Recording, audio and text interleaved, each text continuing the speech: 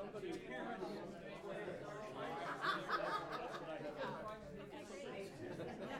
That's great. I had my I knew it while I was on vacation.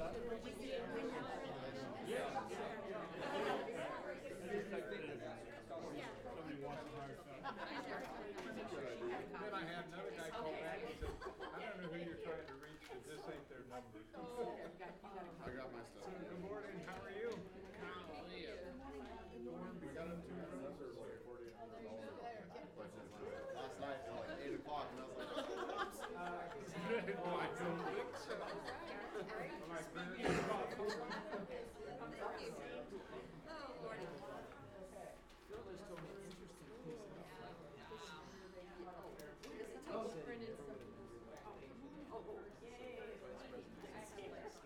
Exactly.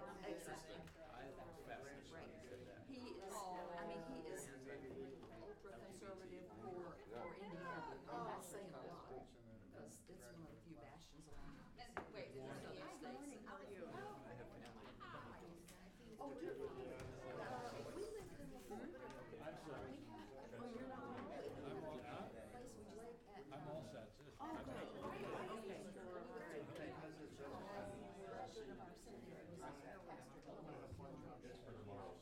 Did you go to that church where you city? No. that's what he's saying. You did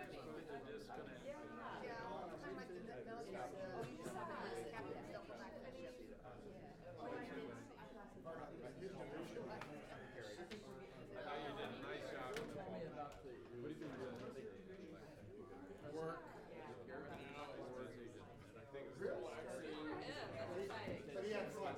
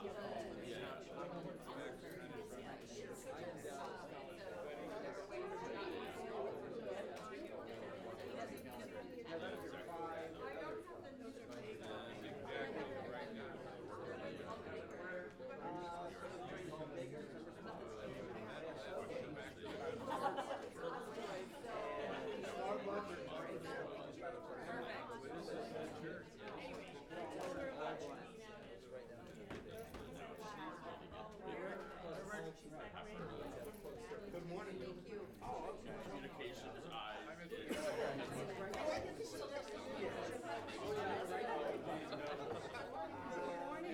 Hey, no hugging in here. That's over. I know that's I have always overzealous. Oh my goodness. Forgive me. I'm a hugger too. I just can't help it. My whole family is too. Thank you. I've had my morning show.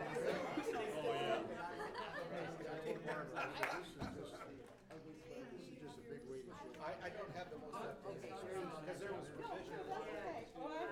Thank you.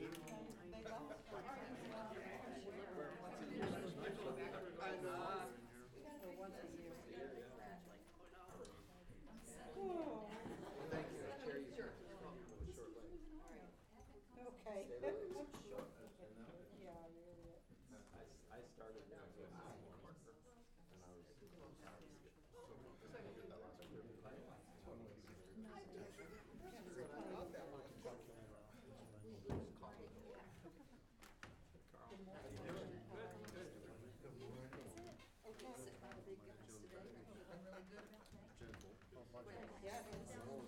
was spilling myself.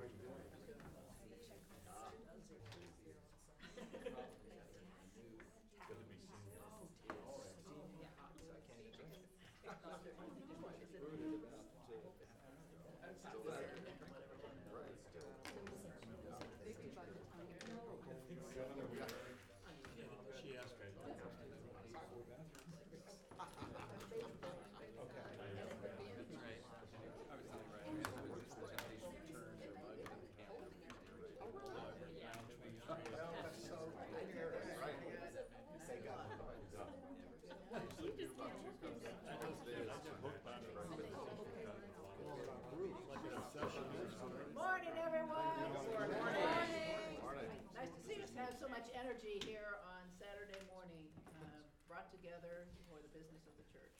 Thank you all for coming. I've asked Bill to open us in prayer. Yeah, this is called A New Beginning number 20. I just published this pamphlet of prayers and poems, and you're welcome to have one if you ask me for it. Oh God, what a morning. You bid the earth to stir into new life, and it stirs. At the sound of your voice, creation wakes and sings. Wild birds join spontaneous choirs. The earth unfurls flowers to flag my attention. A butterfly dances by my nose. Not a fragile petal on the tiniest bloom, but you have given it glory. Oh God, forgive me that I go my way so dim-sightedly, in haste and fever and fretful aims, caught in a crowded calendar to which I consented, lost in an anxious agenda I arranged. O God, whose voice is as soft as the morning sun and gentle as the wind in my face, but whose strong word is never broken, have mercy on me and catch me off guard. O God, open my heart to the wonder of this new day. Let the freshness of its newness nudge me. The joy of it restore my awe. The loveliness of it invade my thinking. The beauty of it breathe into my spirit. The promise of it mingle with my prayer. Amen. Very good. Beautiful. Good morning, Simon. See, we are live online, and is it recorded and will be available? Okay. So I'd like everyone to go around and introduce themselves, not just for us, but for anyone who is listening or will watch it in the future. So I'm Dana Hook. I am the chair of the church council, and we'll go this direction. And I'm Linda Hawk, Controller Business Manager. I'm Melissa Spence, Pastor of Justice and Compassion. Jessica Strisco, Teaching Pastor at the Water's Edge. Bill Joyce, Counsel at Large. Bill Stevenson, opening prayer giver. Les Smith, lay leader. Simon Maskey at large. Lynette Williamson at large. Darrell Netherton at large. Jason Tucker, development and stewardship consultant. Elaine Amerson, I'm getting larger, but I don't know what at large means. I'm enjoying everything here. Rick Snyder, Vice Chairman of the Council. Noble Woods, Chairman of the Board of Trustees. Jean Service, member of the Finance Committee. Joe Timmons, Chair of Finance. Bonnie Schwartz, Pastor Parish, Relations Committee Chair. John Fanistel, Pastor of Discipleship. Ron Reppy at large. Carl Backus at large. I'm Phil. At large. Phil in charge. And Lynn Caruso, lay leader. And Chuck, Hi. come join us at the table. We have a spot over here. Oh, come on. There's a spot here too. Right next to us. He says the couch is really comfortable. Chuck over here. Our father's table has many seats. Well, thank you all. We have a lot of business, but nothing that's really, there's some things we have to get done, more than things that we have to change direction or some of the other reasons why we've met in the past. So we would like to go through this. If you are doing reports out, because we're communicating what's been going on, please be succinct. We'll allow a few questions and then we'll move on. Phil, are there any of these that we actually have action items on? The only one we may is, and I think it would be good to go ahead and act, although we'll do it again tomorrow, are the nominations. Okay. And you want to go ahead and do that now? No, I just want to Okay. mark it here on the agenda. So after the nominations report, we would take an action, Right. okay? Anything else? Yeah, we need to do the 19 budget just for, yes. Okay, the budget, great, under the finance.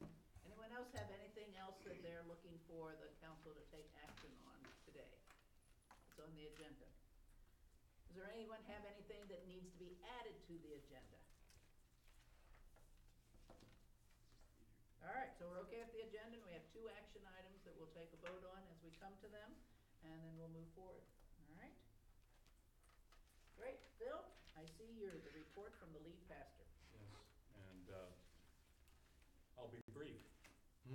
Cheers, King. Tomorrow, you'll receive a church conference report where I've tried to capture a lot of what's gone on in the last 6 months. And it will be available then online for the congregation to see. Maybe the thing I should share that would be the most evident in the report is I indicate that there are 2 words that sort of summarize what I've experienced since I've been here. The first one is strength. And unfortunately, a lot of people miss the strength that we have. And the other one is anxiety. And so the question I pose is, what do you do with anxious strength? And try to answer that some in the report. Really, it's a joy to have been here. The other thing that is in the report that you're beginning to see, I hope, is that we've got the typical wonderful Christmas season coming, starting with Messiah Sunday night and Monday night. We've got activities not only here on Mission Valley, but at Ocean Beach throughout that. And then in Epiphany, starting the first Sunday in Epiphany and going through Epiphany, we have a number of guest preachers who are also resource people for us. And the first one is Bishop Lori Hallard, Daryl from Iowa. Yes. The bishop in Iowa. And the second is Reverend Dean Francis, who's just retired from Evanston First United Methodist Church in Illinois. The third, if I can remember all of these, well, Ken Miedema will be with us. And I don't know if folks know Ken Miedema, but if you don't, you'll enjoy him. And on that Sunday, we're not only going to have Ken here, but then we're going to have a meal following at OB. Yay. And Come for good food. Ken will come and sing and talk there. And then in October, the 150th anniversary kickoff with Bishop Hvac on February 10th. And then on February 24th, Bob Hill, who's the Dean of Chapel at Boston, at Marsh Chapel at Boston University. And then on the 3rd, Penny Bridges, who's the Dean at St. Paul Episcopal, will be preaching. And we're swapping pulpits. I'll be there on the 10th, she'll be here on the 3rd. Why this group? Well, one, we want to focus on the importance of joy and laughter to the faith. And so they've all been warned that that's what they're to think about. But the other thing is, this is a group of folks who all have led large parishes and helped in times of revitalization and done incredible work. Lori Haller at First Church Grand Rapids, and then at Birmingham Church in Michigan. Dean Francis at First Church Evanston.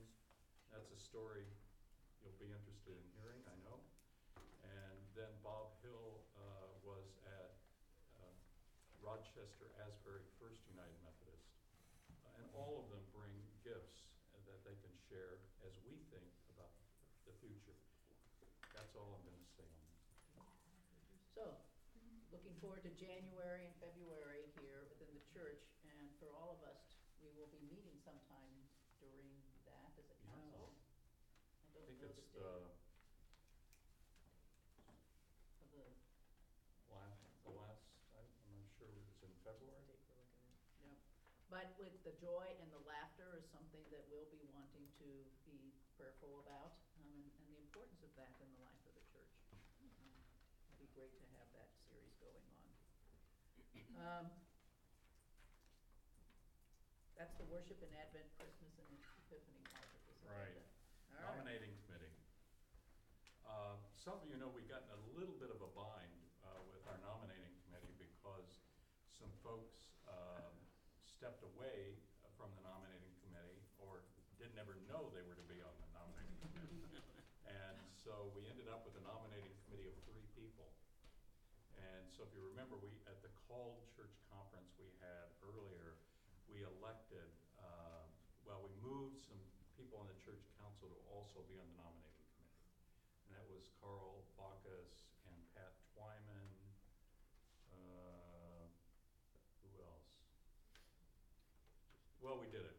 I think we needed to get 5 to be sure we're in good shape. Part of why we needed 5 is by discipline, nominating committees book of discipline normally have 9, and so I wanted to be sure we had a quorum in case there was a majority. They met, and I'm trying to remember who was there. Lynette was there, Ryan was there, Carl was there. You and Debbie. And Debbie, yeah. And have proposed these 2 names to be added, and there are another couple that are being recruited.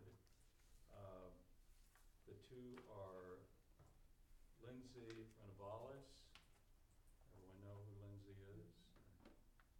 Should we say more? She's long time, grew up in this church. Bruce and Cheryl Johnson are her parents. Active in CGC, so will represent some of those concerns, and has already taken off on a wonderful little task force working on CGC matters. So she's agreed to serve. And the other is Susan Ladrito, who is, we were concerned that we've got families, ethnic minority families that aren't represented around the table. And Lynette, you spoke with her. I did. She's very excited to be on the committee and was very thankful she was asked. And Great. her husband may also be another person we could tap into for other areas. I don't think it would be a good thing to have them both on the same No. committee. Okay.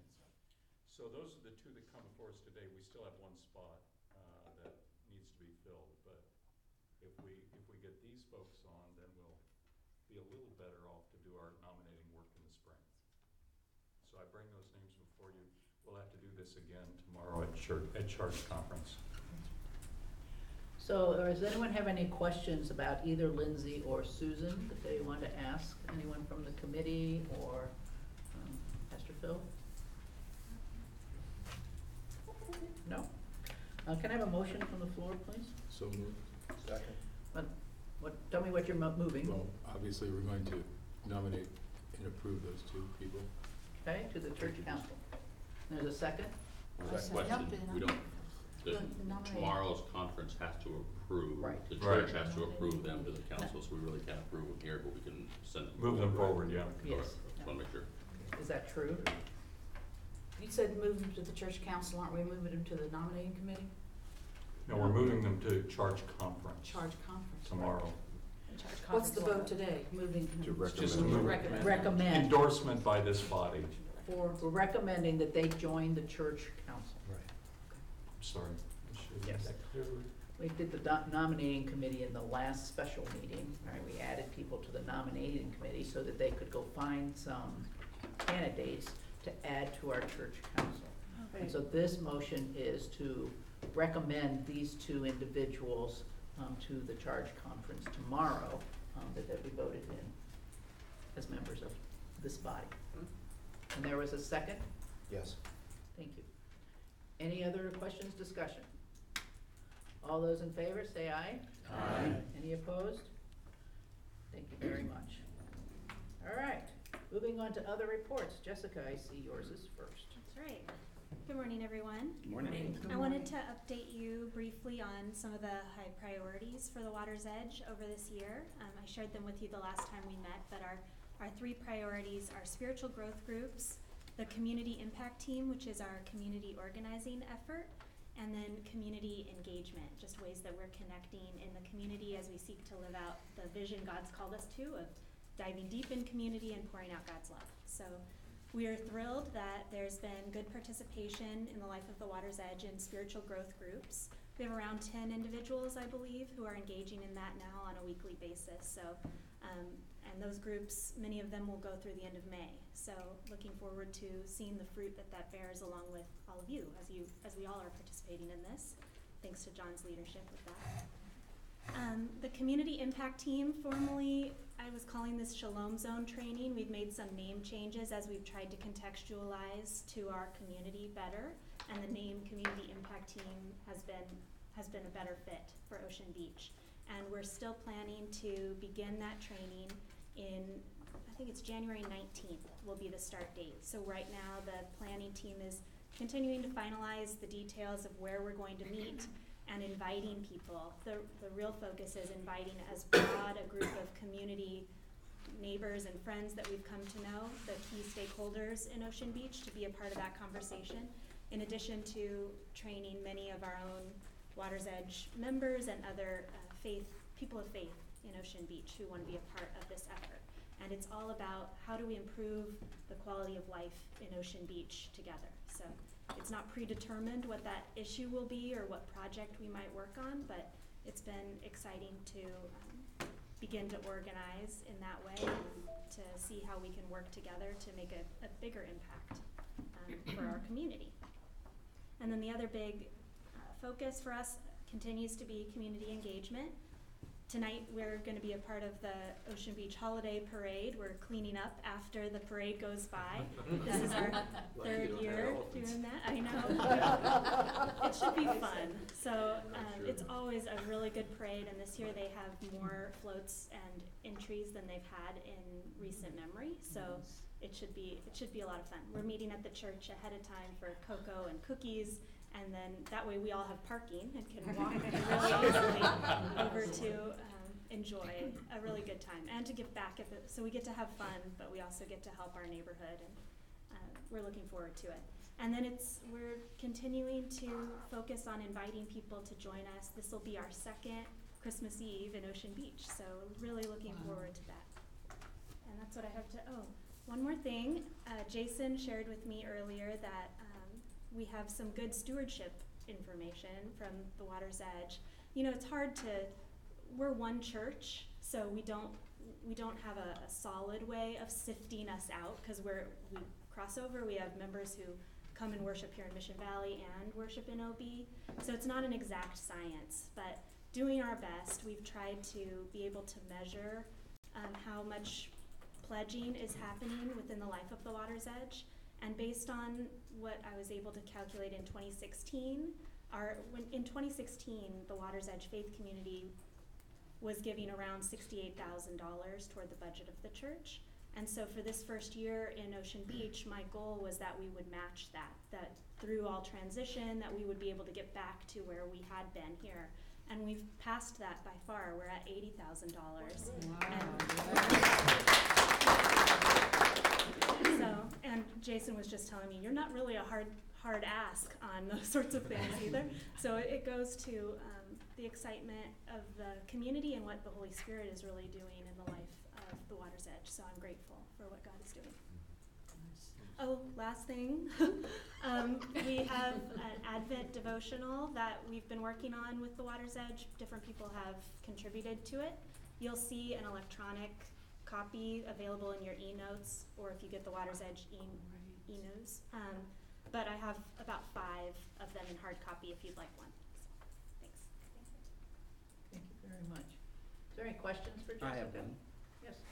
Pastor, contrast the initial vision that your group had sitting in this room as they looked into going to OB, and now that they're there and they've had the year, and how has it been? Has that vision, has it changed? Has it enlarged? Has it redirected? How would you say that members of the church, look at the opportunity? That's a really good question. I feel like it's probably better answered by the members. I do feel a shift. I feel shifts all the time, right? As part of what we knew going in is that we needed to learn about our community. And so we've tried to be earnest in that. And that's what's led a lot of our efforts. That's why we try and be a part of community events, and why we haven't done a lot of creating new programming.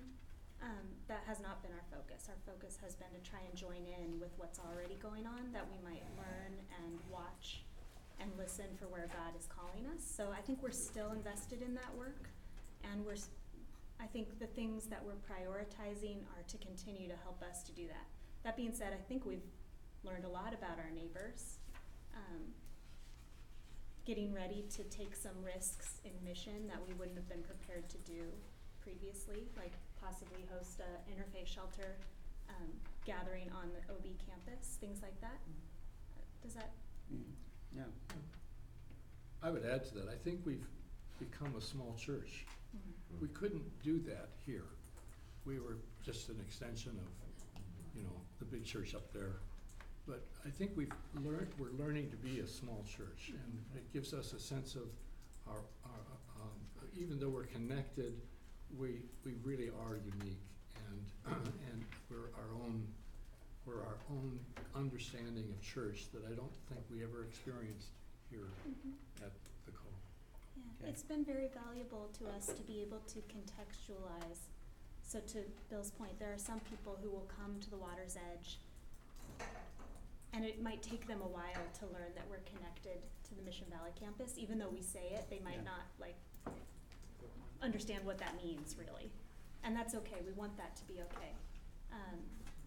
And we want there to be pathways that are always present for people to connect in with the larger ministry that we're about as one church. So that brings so many resources that we could not have if we were a isolated small church.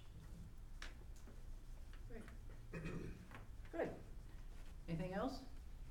All right, thank you very much. All right, Pastor Parish Relations Committee, Bonnie. Okay. First of all, I'd like to say that we have a really terrific group of people who are on the Pastor Parish. Everyone is very invested in moving all of the items that we have to tackle forward. And as their relatively new leader, I'm exceedingly grateful for that. So I have just two areas.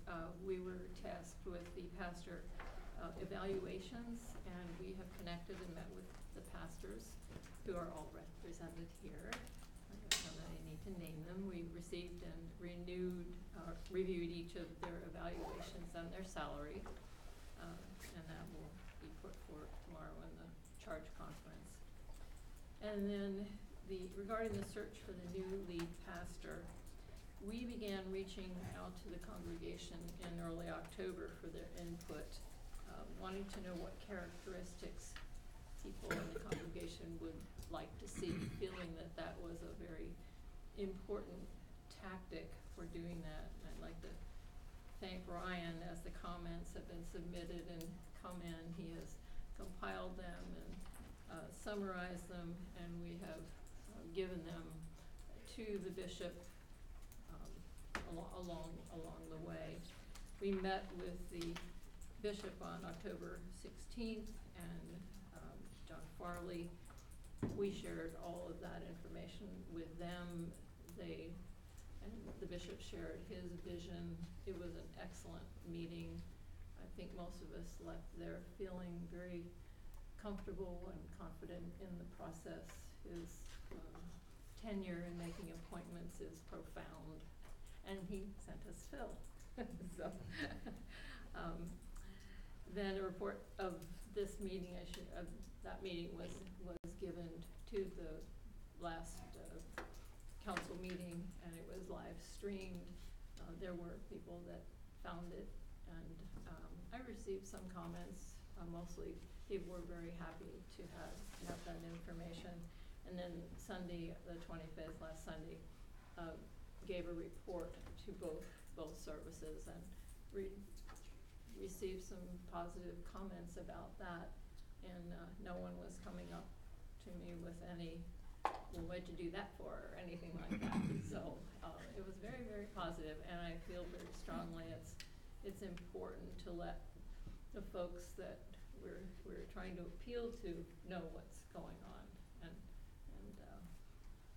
I think that has gone very well, and we will see where all this winds up. Thank you. Thank you, Bonnie. I was listening online to the sermons last Sunday, and really appreciated, you know, the transparency that that committee has really done.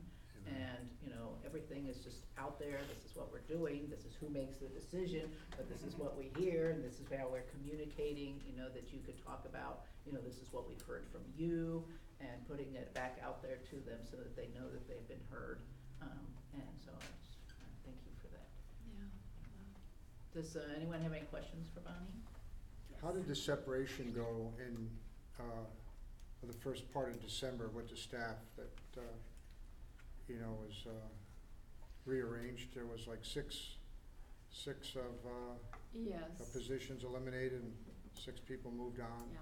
Yeah, I'm As gonna we're pastor take that, parents, yes, they only do pastors now, so I'm gonna direct that question to To Phil. Phil. Do you wanna I was answer it gonna- now, or do you wanna talk about it, or do you have another time that you have this in the agenda? I don't have it in the agenda another time. So, It's gone fairly well.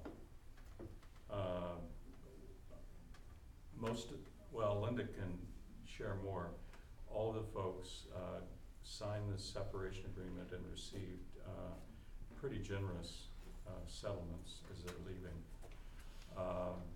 One of the members of our congregation offered a soft landing for one of the persons who had lost a position. There's still some discontent. I get letters and concerns, but the realignment really seems to be falling into place nicely. And we're, just to be clear, we're trying to realign our staff along the lines of the general rule of discipleship, or the focus of the small groups, the 4 areas of worship, devotion, compassion, and justice. And we're still in the process of doing that. I promised Joe Timmons a line drawing of where staff will fit in these responsibilities. And Pastor John's been very helpful in helping us think through that and strategize. These are painful, and I guess for all of you to know, and there's some concern because in the process we also are wanting to add a position in stewardship and development. I was surprised that a church this size didn't have such a thing. It really is critical, especially in this period of history in our life. But we cut out well over 340 out of our staff budget. Staffing was over 80% of our budget, which is just impossible to continue to do at that level. We cut out about 340,000, and then with some adjustments for people who are here, and the new staff position or 2, a part-time as well, that will help cover some of the campus needs. We're down on staff expenses somewhere north of $150,000 in next year's budget, which was our goal because that's what it looks like we're going to fall short. It's what we fell short last year, and I think we're going to do much better than that this year. But we thought let's shoot to cut $150,000 out of staff. I may be going on too long, but does that help? Yeah, it just went emotionally how they all did, and I mean, it's a hard thing. Very to do. tough. Yeah. And I think let me go through them. I think there's only one that still is, I lie awake at night and pray about. Okay. I'll pray for you. Thank you. anything else for Bonnie? Unless there are no more questions. Thank you. All right, the 150th anniversary plans. John? Yeah, good morning, and thanks to all of you for preparing yourselves for a year of celebration. We've kind of broken it down into 3 phases. The first phase is the phase that Phil has already described to you, this season of joy and laughter, the first couple of months of the year. And I'll come back and detail each of the phases briefly. The second phase will be really the phase of welcoming, orienting a new pastor, a new lead pastor. No matter what else we would pretend to do, that transition through the summer months is foundational to the future of the church. And so onboarding and orienting a new pastor is really, will dominate the life of this church through the middle months of the year. The fall season, rather than spread out a range of activities, we've decided to concentrate our energies on what we're going to be calling a homecoming weekend, which will be the first weekend in November. So really 3 phases to the 150th anniversary celebration. The season of joy and laughter and jubilee up front. Jubilee might be a theme that could hang over all of them. The arrival and orientation and welcoming of a new pastor, and then this homecoming weekend, the first weekend of November. Let me just briefly detail each of those, and then I'll see if you have questions. The first season, Phil has described as a series of guest preachers and speakers with whom we can learn and engage as we dream about the future of the church. And then on February 10th is the official anniversary date. February 6th, 1869 was the first gathering of Methodists. So February 10th is the closest Sunday, and by far-sighted planning, yeah, the bishop is happening to preach on that very Sunday. So Bishop Hvac will be here on February 10th, and that will be the official anniversary date of the church. Just a comment about that day. We're going to emphasize that the morning will flow in the following fashion. That the 9 a.m. gathering will not be a full sanctuary worship service, but will include many elements of worship.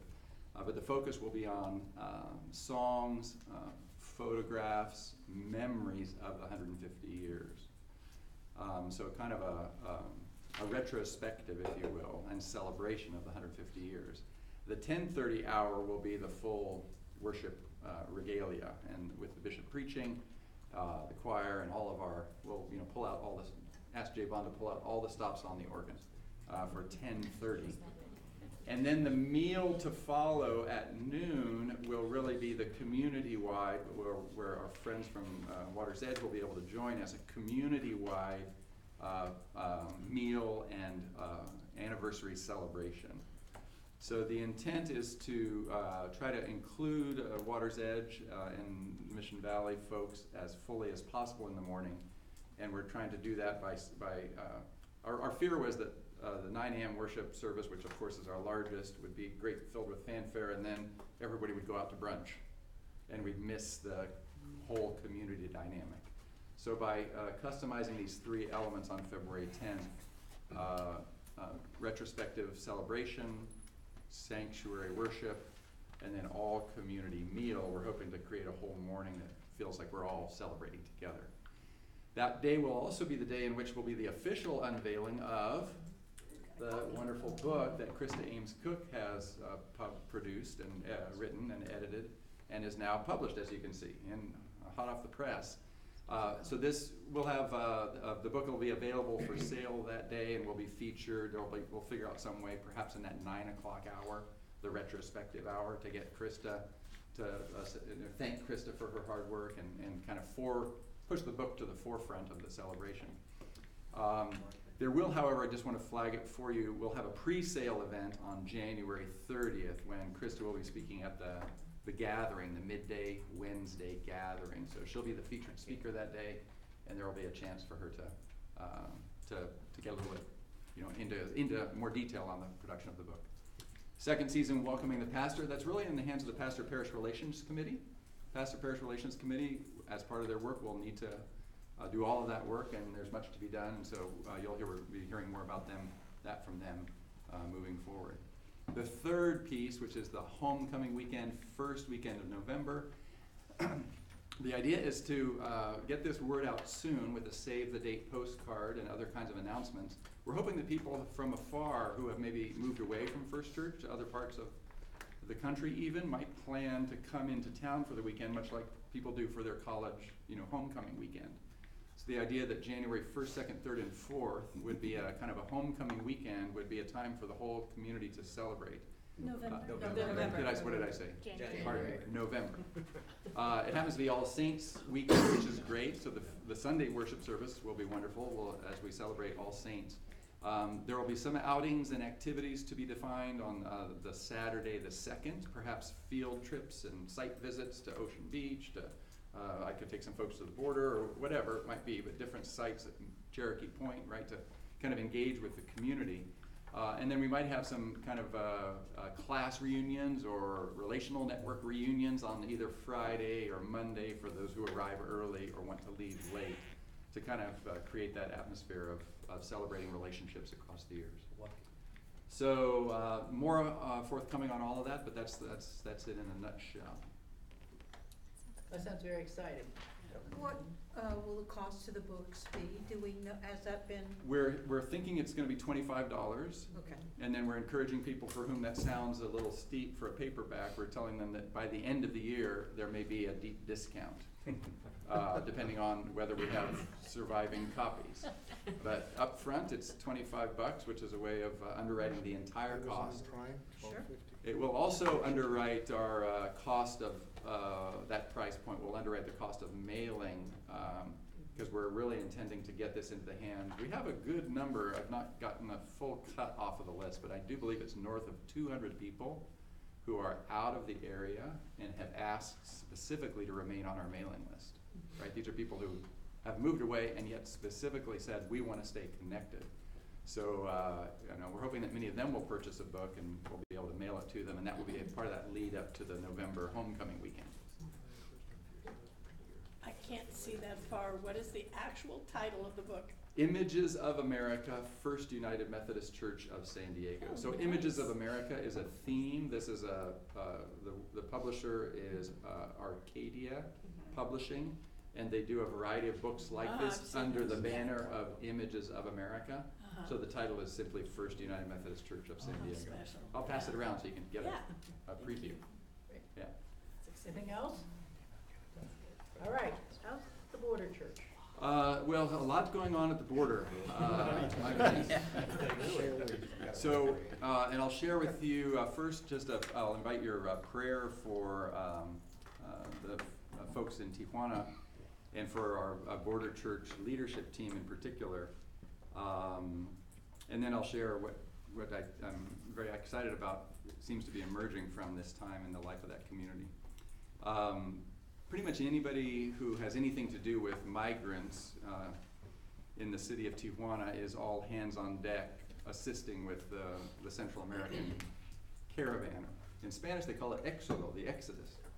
So an exodus of now, it looks like 8,000 Central Americans are residing in Tijuana, and there are more on the way. Tijuana is a pilgrim city. I mean, it's, I was at a speech by the mayor of Tijuana in 2008, and he said, we add 100,000 people every year. Boom. So Tijuana is an explosively growing city and has been for decades. But the arrival of this many migrants in one fell swoop really did overload the system. They've now bifurcated the tent city. There was one in the center of Tijuana, and they've now opened a second one. But everybody is scrambling to catch up with this volume of arrivals in such a short period of time. So the border church community, which has met across the wall from me for all these years, and who's really turned into a faith community, several dozen people gather every Sunday, and they feed 60 to 80 people every Sunday. Guillermo Navarrete and his team of leaders are very much involved in that work of resourcing the caravan. As part of that, so I invite your prayers for them, because everybody doing this work in Tijuana is working hard. But as part of that, they had already prepared, Guillermo and his team, to open a new office, which is right across from the pedestrian crossing at San Isidro. So if you envision yourself driving down south and hitting that border crossing at San Isidro, you'll be familiar that historically the principal pedestrian crossing was on the east side of the freeway. But last year they opened up the west side of the freeway pedestrian crossing, which they call Ped West, so for pedestrian west. And that's now the principal, so somewhere about 20 to 30,000 people cross that every day. And on the Mexican side, the neighborhood in which that pedestrian crossing is located is called El Chaparral. So Guillermo and his team had previously established an office in the neighborhood of El Chaparral in anticipation of this pedestrian crossing.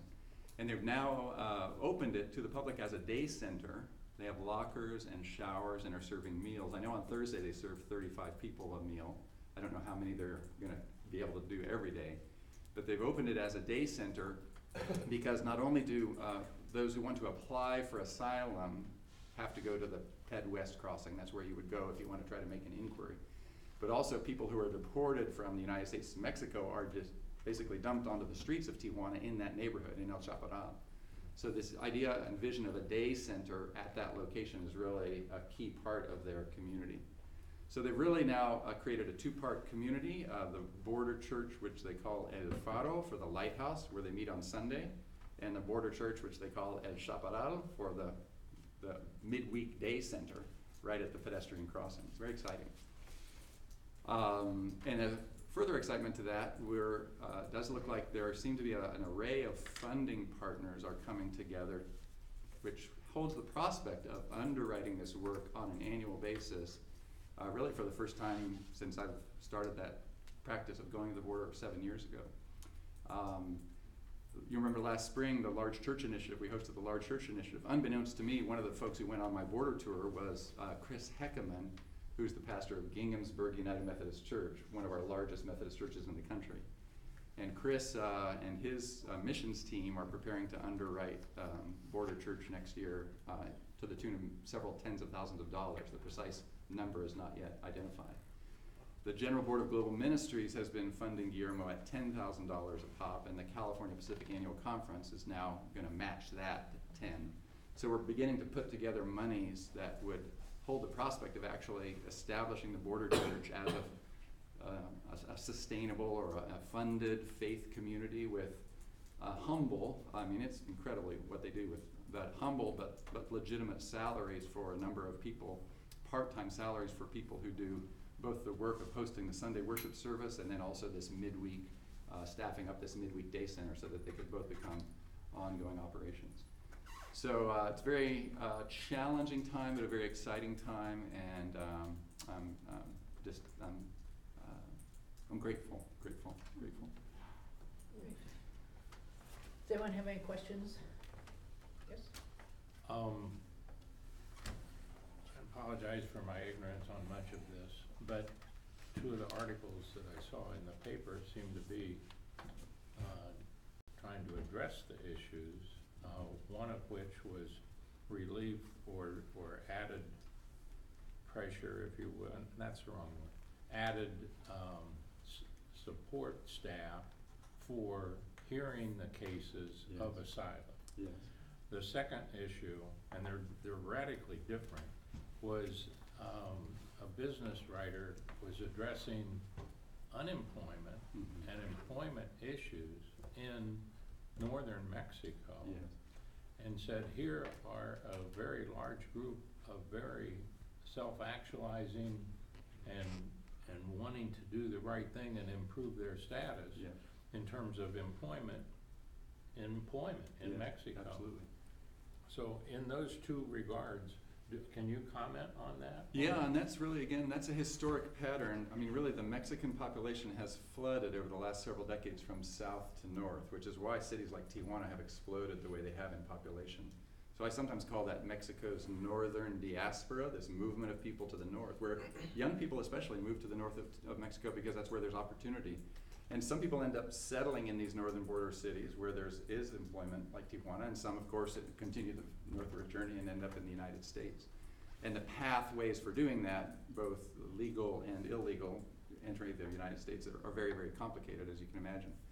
So, but beefing up all of those potential, I saw a notice, there's also people who are now returning to Honduras. I saw an article that suggested as many as 200 members who arrived in Tijuana have basically waved the white flag and have accepted offers. The Mexican government is now funding return bus tickets to Honduras. So some folks will have made the journey and then decide, overwhelmed by the challenges, return home.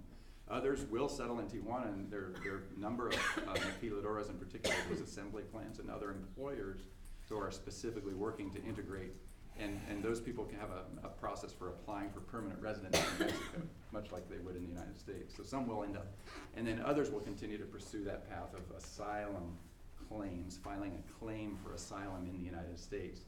We're woefully understaffed both in the casework and the judges for managing the flow of asylum cases, which is why the wait is so long and what has created this pool of, kind of semi-permanent homeless encampments, or these tent cities in Tijuana are basically surplus pools of people waiting to file asylum cases. So imagine a river flow with many tributaries or with many branches. All of those branches could be expanded and need to be expanded to manage this flow. So you're pretty much validating the way I understood it. So then the next question, are we helping in that arena? So Guillermo and his team, to be frank, their real vision from the beginning of the creation of the, Guillermo is the one who, when I started serving community at Friendship Park, God just called Guillermo Navarrete to that work. There was never a penny of salary, or I never wrote a job description or anything. I mean, Guillermo just showed up. And he has created a leadership team on the Mexican side that is now turning into a faith community. It's a church, it's a congregation. His vision was always his focus at the beginning was folks being deported to Tijuana, because the vast majority of people we deport to Mexico end up in Tijuana. They choose, even if they're from other parts of Mexico, they choose to stay in Tijuana because if they have family in the US, their family in the US can come to visit them in Tijuana much more easily than getting. So Tijuana became, probably tens of thousands of deportees over the last few years have settled in Tijuana. Guillermo's vision was always to help people establish permanent, sustainable residency in Tijuana. That was always his pitch and remains his pitch. He believes in the future of Tijuana, and he believes that there's places for people to become productive citizens of Tijuana, whether they're coming from Honduras or from Chicago after having been deported. His belief is that, that Tijuana can be a home and that's his. So both the Border Church on Sunday and the Chaparral in the midweek is really trying to assist people get the documentation they need to lead a productive life in Mexico. Many people come without documents, from either direction. They call them dobles indocumentados. They didn't have the right papers in the US, and they don't have the right papers in Mexico when they get there. So they have to put a whole profile together to find them. Papers in Mexico is hugely. Because you have to do local, the state, hugely and the challenging. federal, and Right. it's very difficult. Find employment, find a temporary residency while working toward a more permanent setup. So his vision is really integrating people into society in Tijuana. That's his life passion, to be frank, is really what he's about. John, I also read that the Mexican government had set up a job fair just outside the migrant camps. Yeah. So they could interview and bring employers in who are interested in hiring people. Absolutely, yeah. There is an infrastructure being mobilized. It's just the other point is that the source of this migration is just going to continue, because the central triangle countries of Honduras, El Salvador, Guatemala are in crisis. Yeah. And in some respects, if there are fruitful pathways to employment in Tijuana or fruitful pathways into the United States, that just, that's people texting back home to Tegucigalpa saying, hey, I found a good gig here in Tijuana, you should come and join me. So they're trying to build out an infrastructure not just for a one-time arrival, but really for what will continue to be a steady flow of migration from. And Tijuana is the third largest city in Mexico now, is that true? Yeah, 3.5 million. That's amazing. Twice the size of San Diego. Maybe I missed the question here, but do any of our funds from our budget go to support? I mean, obviously, you go down there and Thank help. you, yeah. But Yeah, really what I've done, directly- we have established a border church or border ministry fund here at First Church as a designated account. I think it has $4,000 or $5,000 in it right now. Okay. Principally, I've raised money and moved money to the border church across the years through outside groups coming to visit. So when I do a border tour, typically I'll hit them up for some money. Some of them throw in a few $100, but a couple of groups, national groups, have left significant gifts. The General Council on Religion and Race, I think, left $15,000 when they came last year, and we did a weekend with them. And so we've used First Church as a fiscal vehicle, if you will, for moving some money from other sources. But First Church has not presently or not routinely contributed its own funds in significant measure to Border Church.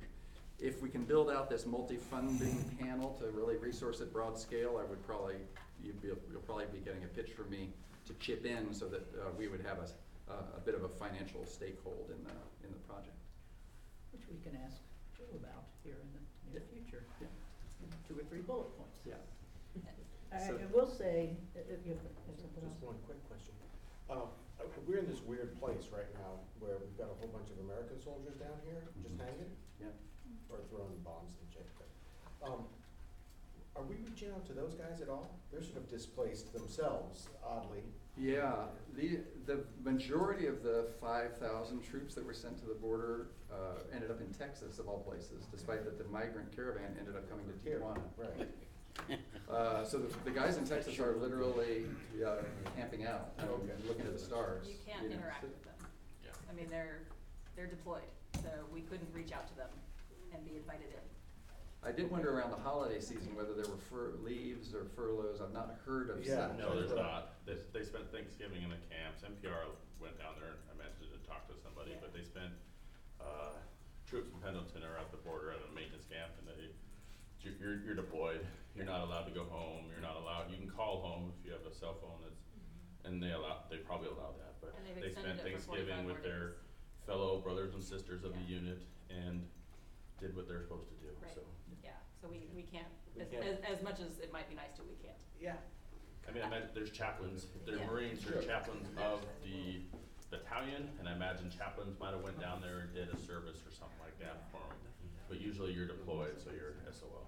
So, on a social justice note, the Global Board of Church and Society is actually creating, they're calling it the National Week of Action for Migrant Justice. Love Knows No Borders, a moral call for migrant justice. And on December 9th, that Sunday night, over at University Christian Church in Hillcrest, they're doing an interfaith service that we'll be sharing about what we can do and praying for all of everything that's happening. And then on Monday there will be a march, for lack of a better term, at Border Park, at Friendship Park. So that week there are actually 2 events, and I'm glad to tell you more. Melissa could. December 10th is a little bit more protesty, with an interfaith network mobilizing to protest U.S. border policy on site. And then the following Saturday, December 15th, is the 25th annual Posada Sin Fronteras, the annual Christmas time celebration at Friendship Park, in which I've been involved for many, many, many years. So if you're interested in either of those activities, the march on December 10th or the Christmas time. Or the interfaith celebration. Or the on interfaith December 9th. celebration. Yeah, there's a whole bunch of stuff going on for sure. So glad to tell more. In the last week, I've been led to reread the old novel by Leon Uris of Exodus. Yeah. The similarities to what is going on now with our country to how the British was managing what was happening in Palestine, the way that they kept people in camps in Cyprus, so that after they were trying to get into Palestine, they pulled them back into Cyprus and ran camps there. And these were people that were displaced from Europe, Jews that were displaced from Europe and were trying to get there and had been suffering through the concentration camps. And yet, even though that they were leaving crisis, the British government was not in a position that they thought that they could allow them into the country because it would disrupt the political and economic interest of the British government in the Arab and Palestinian area. And it's been I read it a long time ago, and now reading it, having been to Middle East, also made me more aware of the world than I probably was as a young adult. But the similarities of the exact same things: barbed wire, using the military, keeping them in the camps outside of where they wanted to go, has been disturbing to me. And so I hope as a church that we can figure out if we have a place in this, as I also figure out my place in it. money thing, though. Anything else about the Board of Church? Thank you. All right, trustees, Noble. Good morning, all.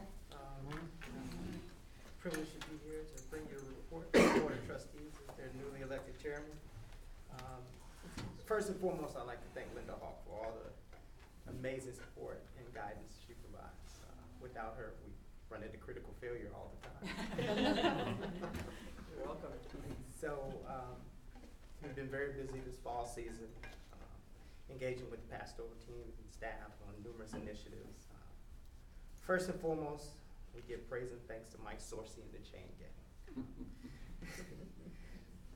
During the months of September and October, they worked an average of 34 man-hours per week here. And the Board of Trustees, we receive a report from them monthly, and their accomplishments are numerous here. We really want to thank them all for their diligence and tireless efforts here.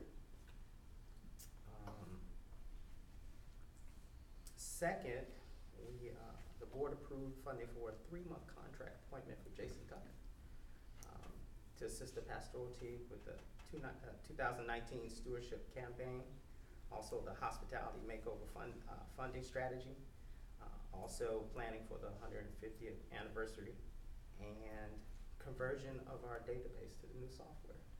Welcome aboard, Jason. Thank you. Then we've been actively engaged and involved in the hospitality makeover project.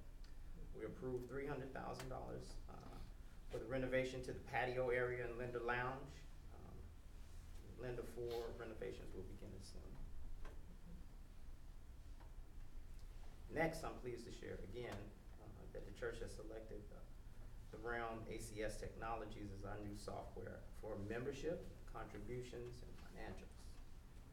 The transition to the new software will commence in 2019, and we want to thank Joe Timmons for his leadership in this effort. And the solar project is alive and well. Still. Yes, it is. We have a purchase power agreement from Allied Energy. It's currently under review with a consultant, and we look forward to his findings and recommendations at our meeting in December.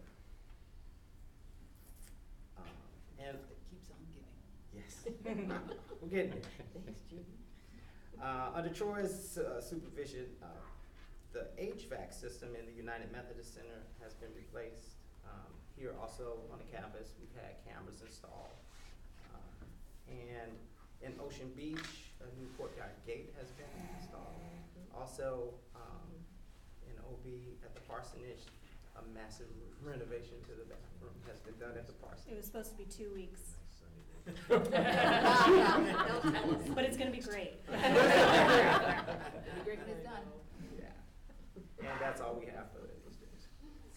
Great. Does anyone have any This fall. questions for Noble?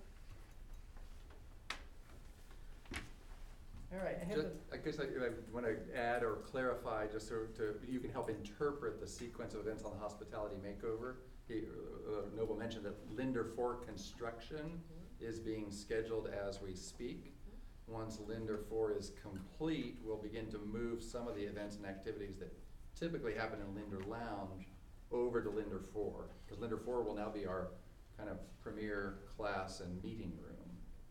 And that will free up the lounge and patio for the hospitality makeover there. So just if you get queries or anxious concerns about Linder Lounge, hopefully we're gonna have a Linder 4 upgrade that will leave people pleased to be meeting in Linder 4. That frees the space for the makeover in the lounge and patio. So thanks for helping to spread that word. There's a little bit of anxiety, was that the word, Phil? Strength. And anxiety. Anxious strength. Engine strength, that's it. Anything else? All right, unless you can do 1 minute, I'm gonna call you off. Or you want more than 1 minute, Mr. Tucker? I would love more than 1 minute, please. All right, then we're going to take a break here and move into our town hall. And tell us what we're gonna do here. Well, we want to begin by sharing a video with you, and most of you know that in February, I think it's the weekend 22nd through the 25th, there'll be a special general conference of the United Methodist Church. And to introduce a conversation about that, I wanted to show you a video that's produced by a group called Uniting Methodists. And it is a video in favor of what's called the One Church Plan. So why don't we see the video, Kevin? And Where are we going to see it? it's right there. Screen, okay? I may need to dim the light. How about some lights? And then I'll share a little more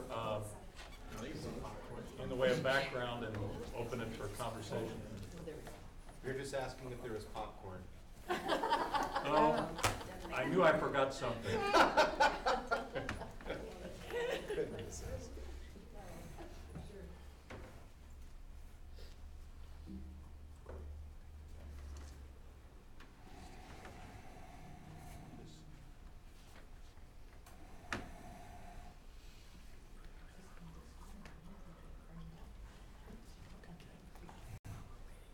Maybe a minute.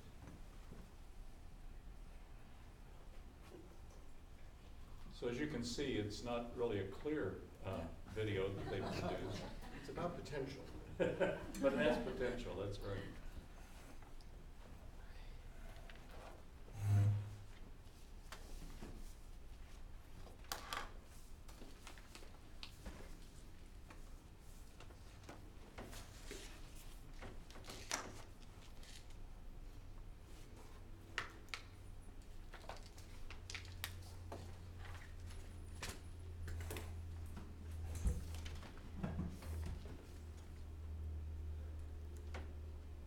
While Kevin's finding that, let me here we go.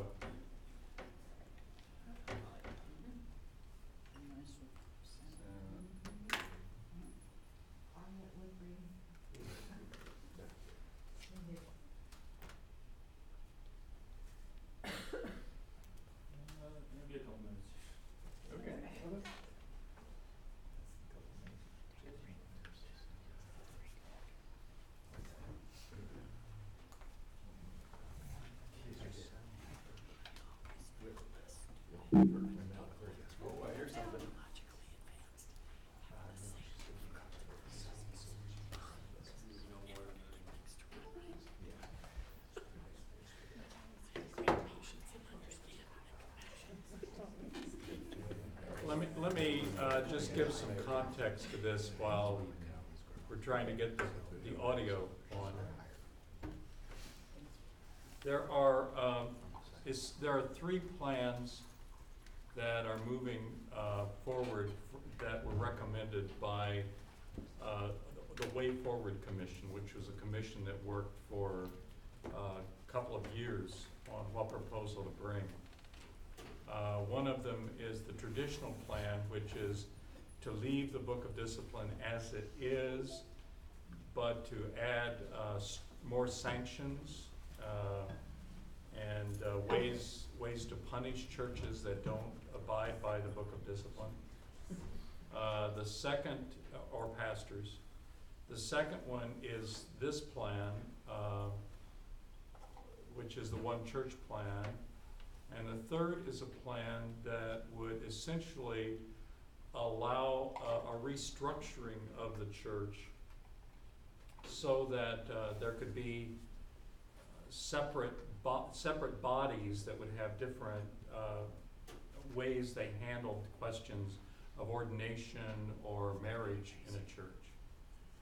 And the bishops overwhelmingly, especially the active bishops, supported the plan we're going to hear about here, the One Church Plan. There is a fourth plan, and it's actually the one that I would support if I had a vote, and that is the simple plan, which is essentially to take all language in the discipline about homosexuality out of the discipline. Just go back to where we were in 1976. That plan, unfortunately, was not one of them that was proposed by the Way Forward Commission, nor do I think it has much potential to be enacted. So that sort of sets the stage of the 3 plans or 4 that might be possible. And Dana, if we don't get sound here, maybe we ought to take a break while we see how we're doing. Okay, let's see what this arrow does for us. Right.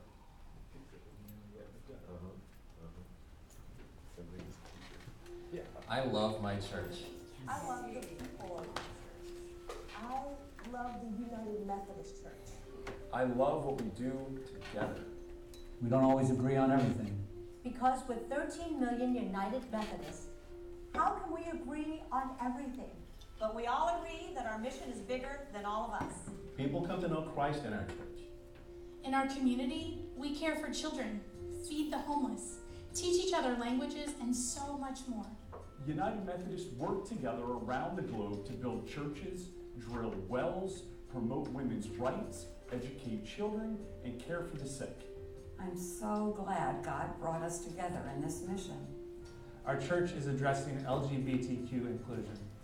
And it's a difficult question because it involves real people. Some say the practice of homosexuality is a sin. Some say that marriage of 2 gay people is okay. I understand both perspectives. It's a difficult conversation. I want to find a way to honor each other. And continue to make disciples and transform the world. There's a plan that would provide room for all. Understanding both perspectives. And keep us together. The One Church Plan. It allows my pastor to make decisions about performing gay and lesbian weddings. And it respects my church's desire not to. Some gain new freedom. Others retain their current practices. No one has to change his or her opinion or conscience. This plan has been recommended by nearly 2/3 of all active United Methodist bishops. I have hope for the One Church Plan. Together, we can serve God's mission. And Jesus' prayer for unity. I have hope for the One Church Plan. I have hope for the next generation of the United Methodist Church. I have hope that we can continue to serve with the power of all of us. Just one mission. Just one church. Room for all.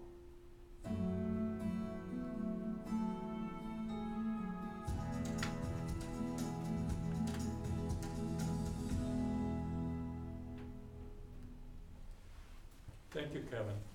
Thank you. I just want to share one other thing, and then Dana, we can open it to conversation. When I talked about anxious strength, this is one of the anxiety-producing elements for us right now. And actually, I would like for you to know that on February the 26th, the sun's still going to come up. And no matter what happens there, it will take, at a minimum, a year, 2, or maybe 5 years before any change occurs.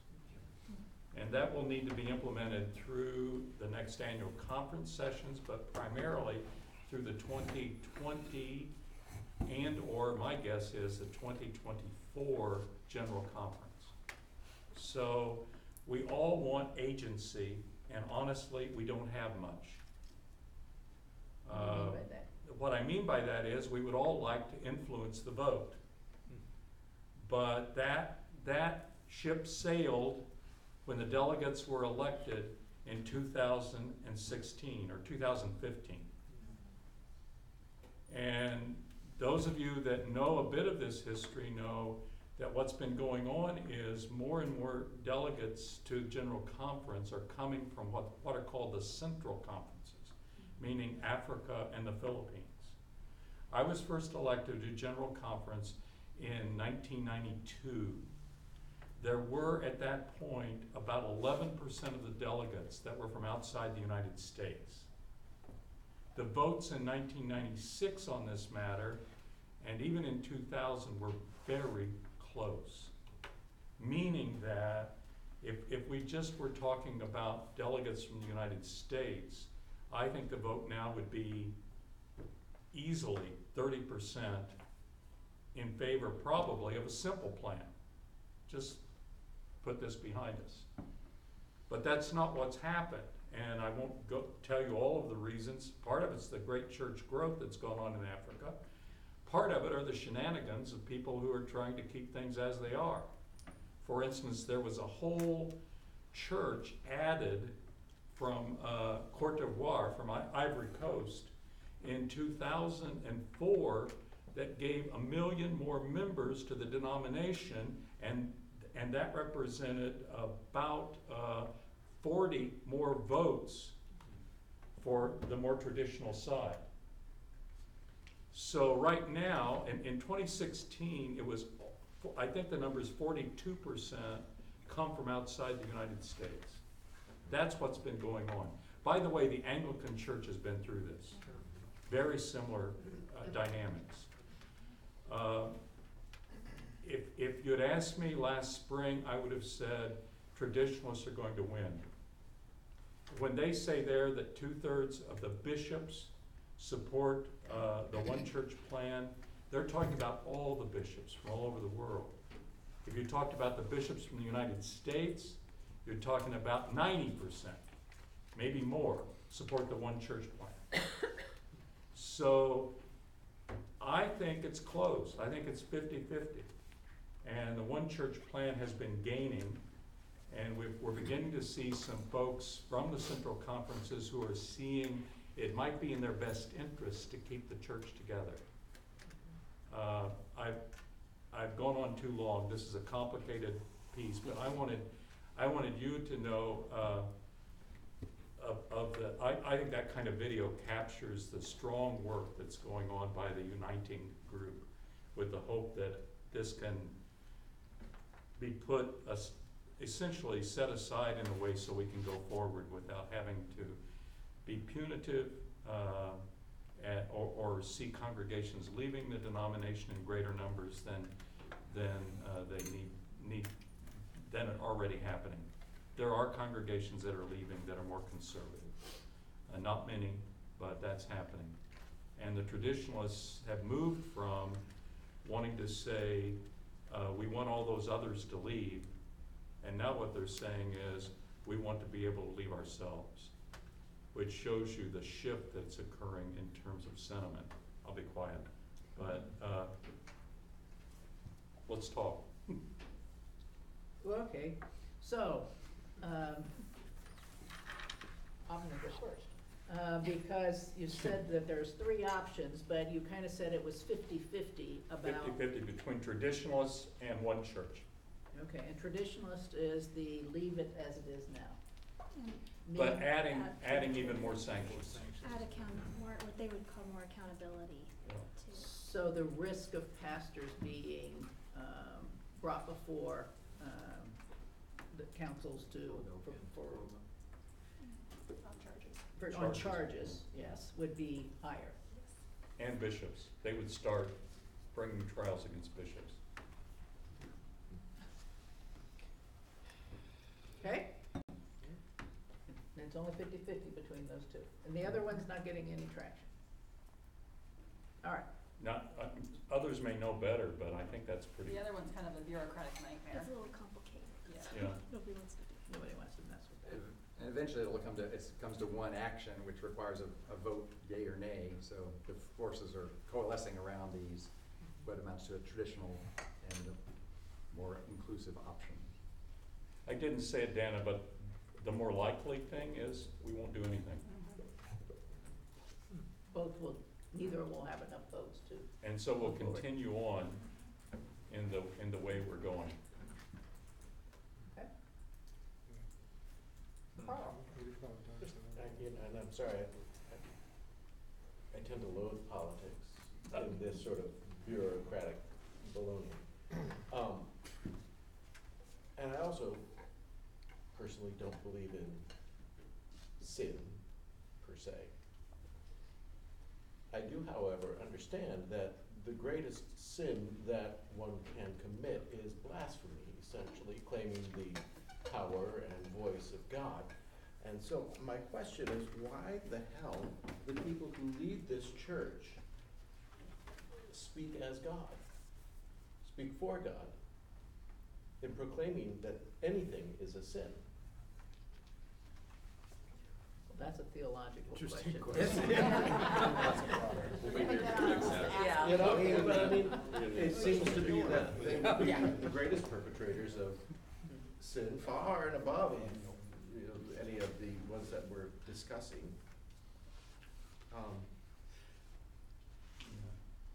I think someone would need a Harvard education to answer that, so Jeff.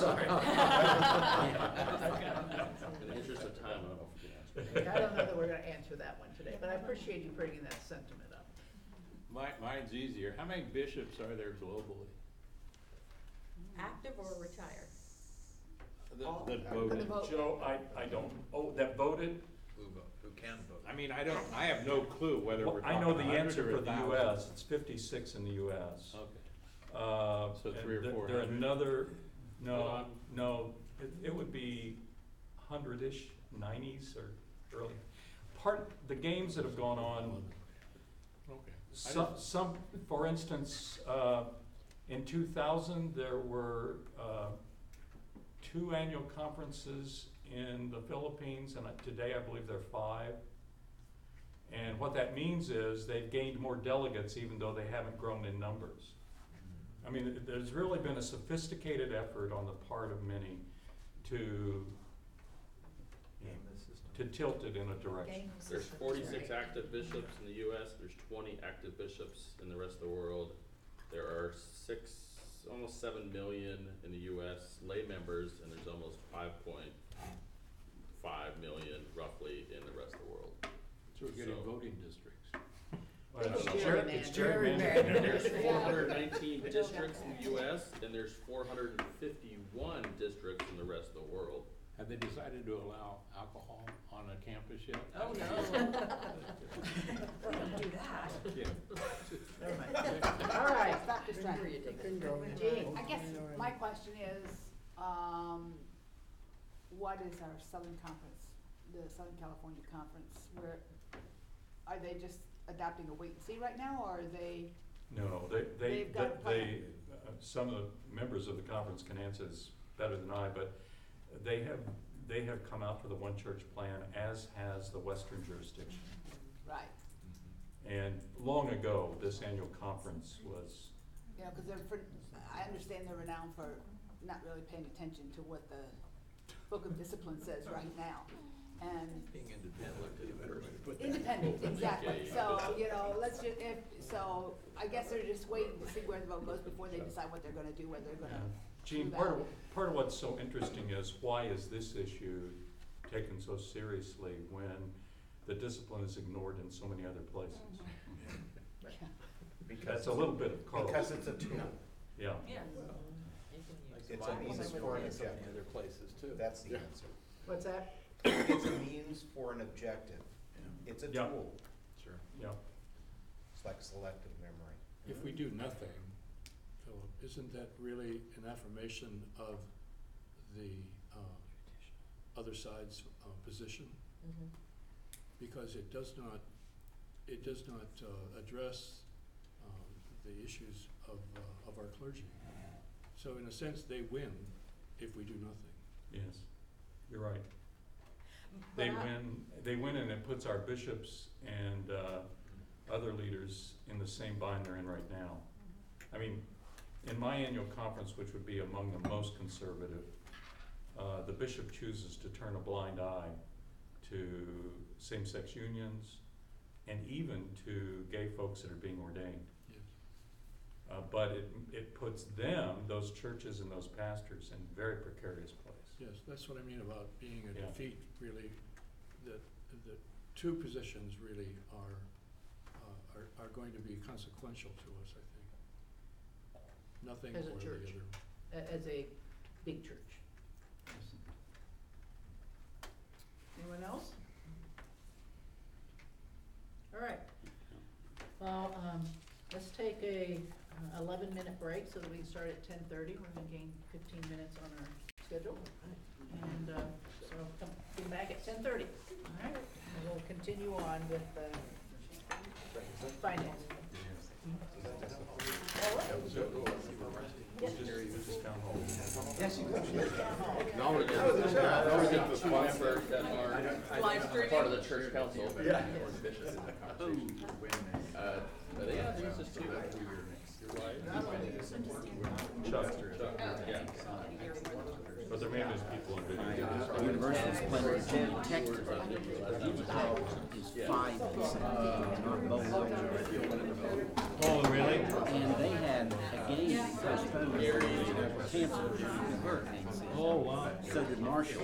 So they approached Marshall and said, we can play a game with us in the hopes that they can win and become 6-6 and get a bowl bid. Right.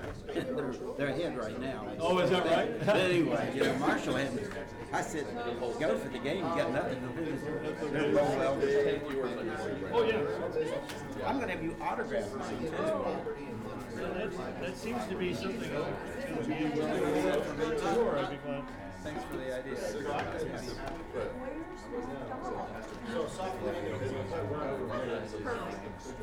Thank you. But that would mean there'd be somebody better, which I'm cool with. Merry Christmas.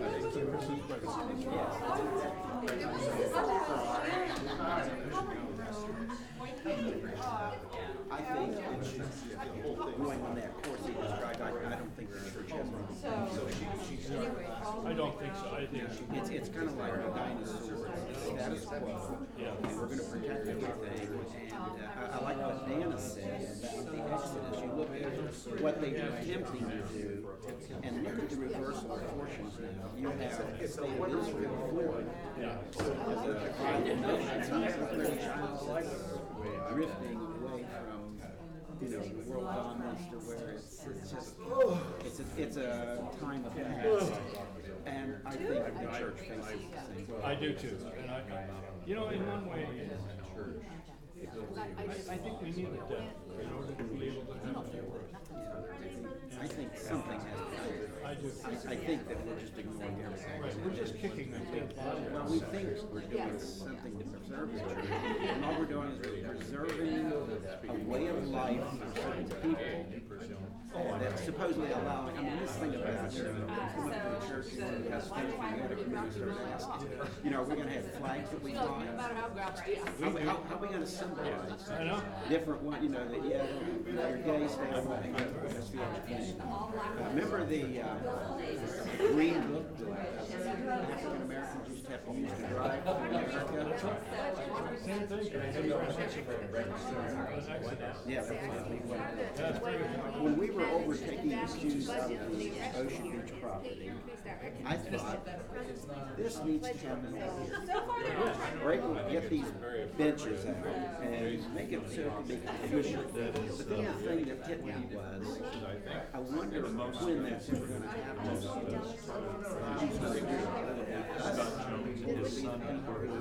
Basically, in a dying church, a dying congregation, they can't afford to keep. I think that we're going to have to wait. I don't think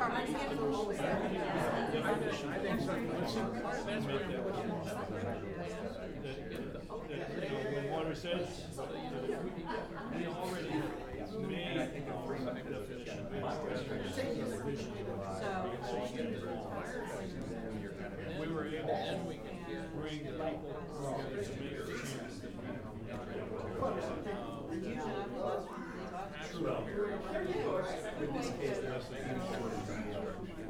We fly it.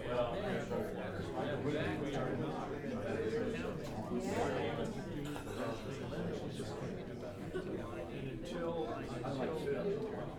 this campus redefines itself, and this may be a chance for us. So that's a certain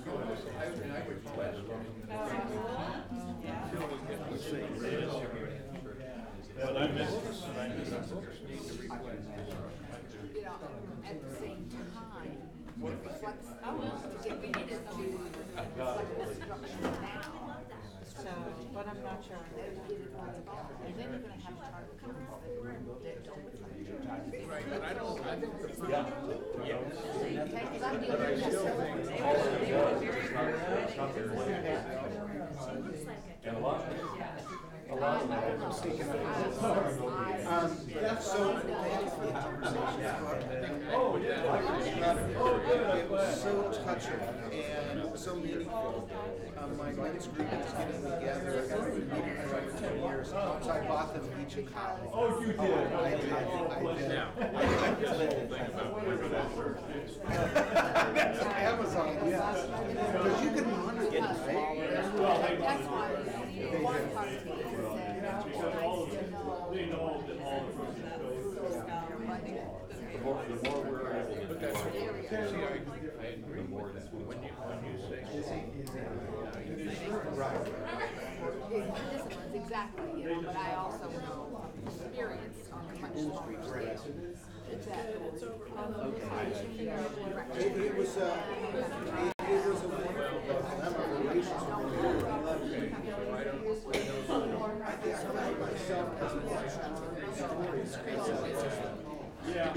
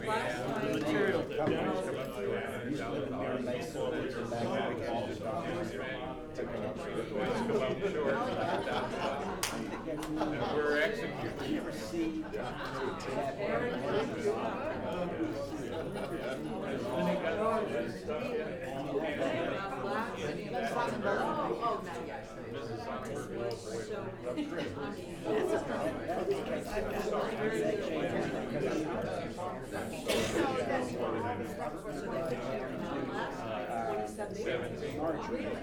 We're at 18, so you can't audit. Then why are you asking?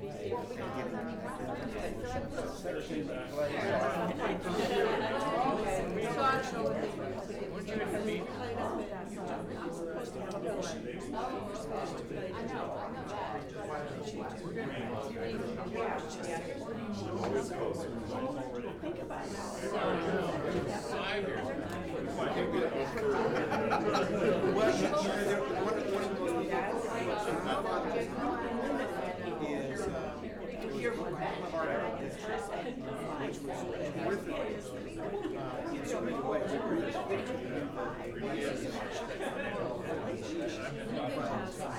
what this does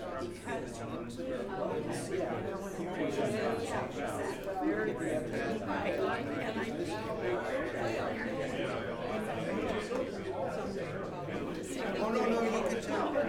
So, and that creates, an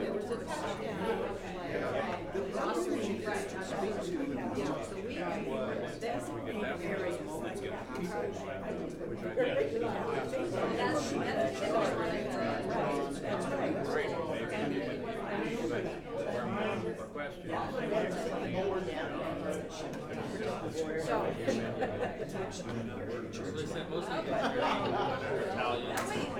delegate down here in the National Archives, and they sent a lot of Texas. And now there's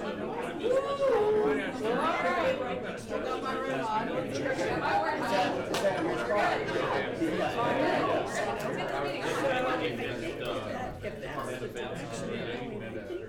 right, it's 10:30. All right, let's get going. All right, let's go, 10:30. Big 12 players are on, come on.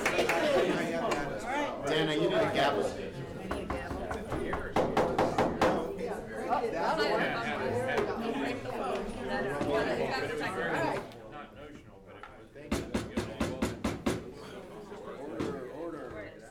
We like the way Ryan is sitting in his seat. Positive affirmation. Yes, and Jessica has gotten to her. We did that with school. Yes. Oh, yes. All right, Jason, please begin. All right. Well, greetings, everybody.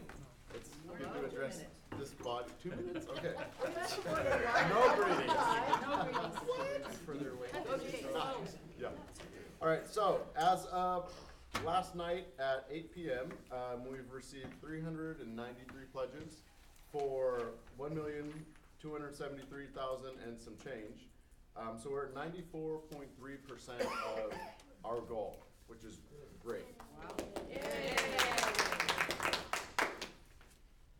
One of the things that we have tried new this year is having lay people call and thank other lay people for supporting our ministries together.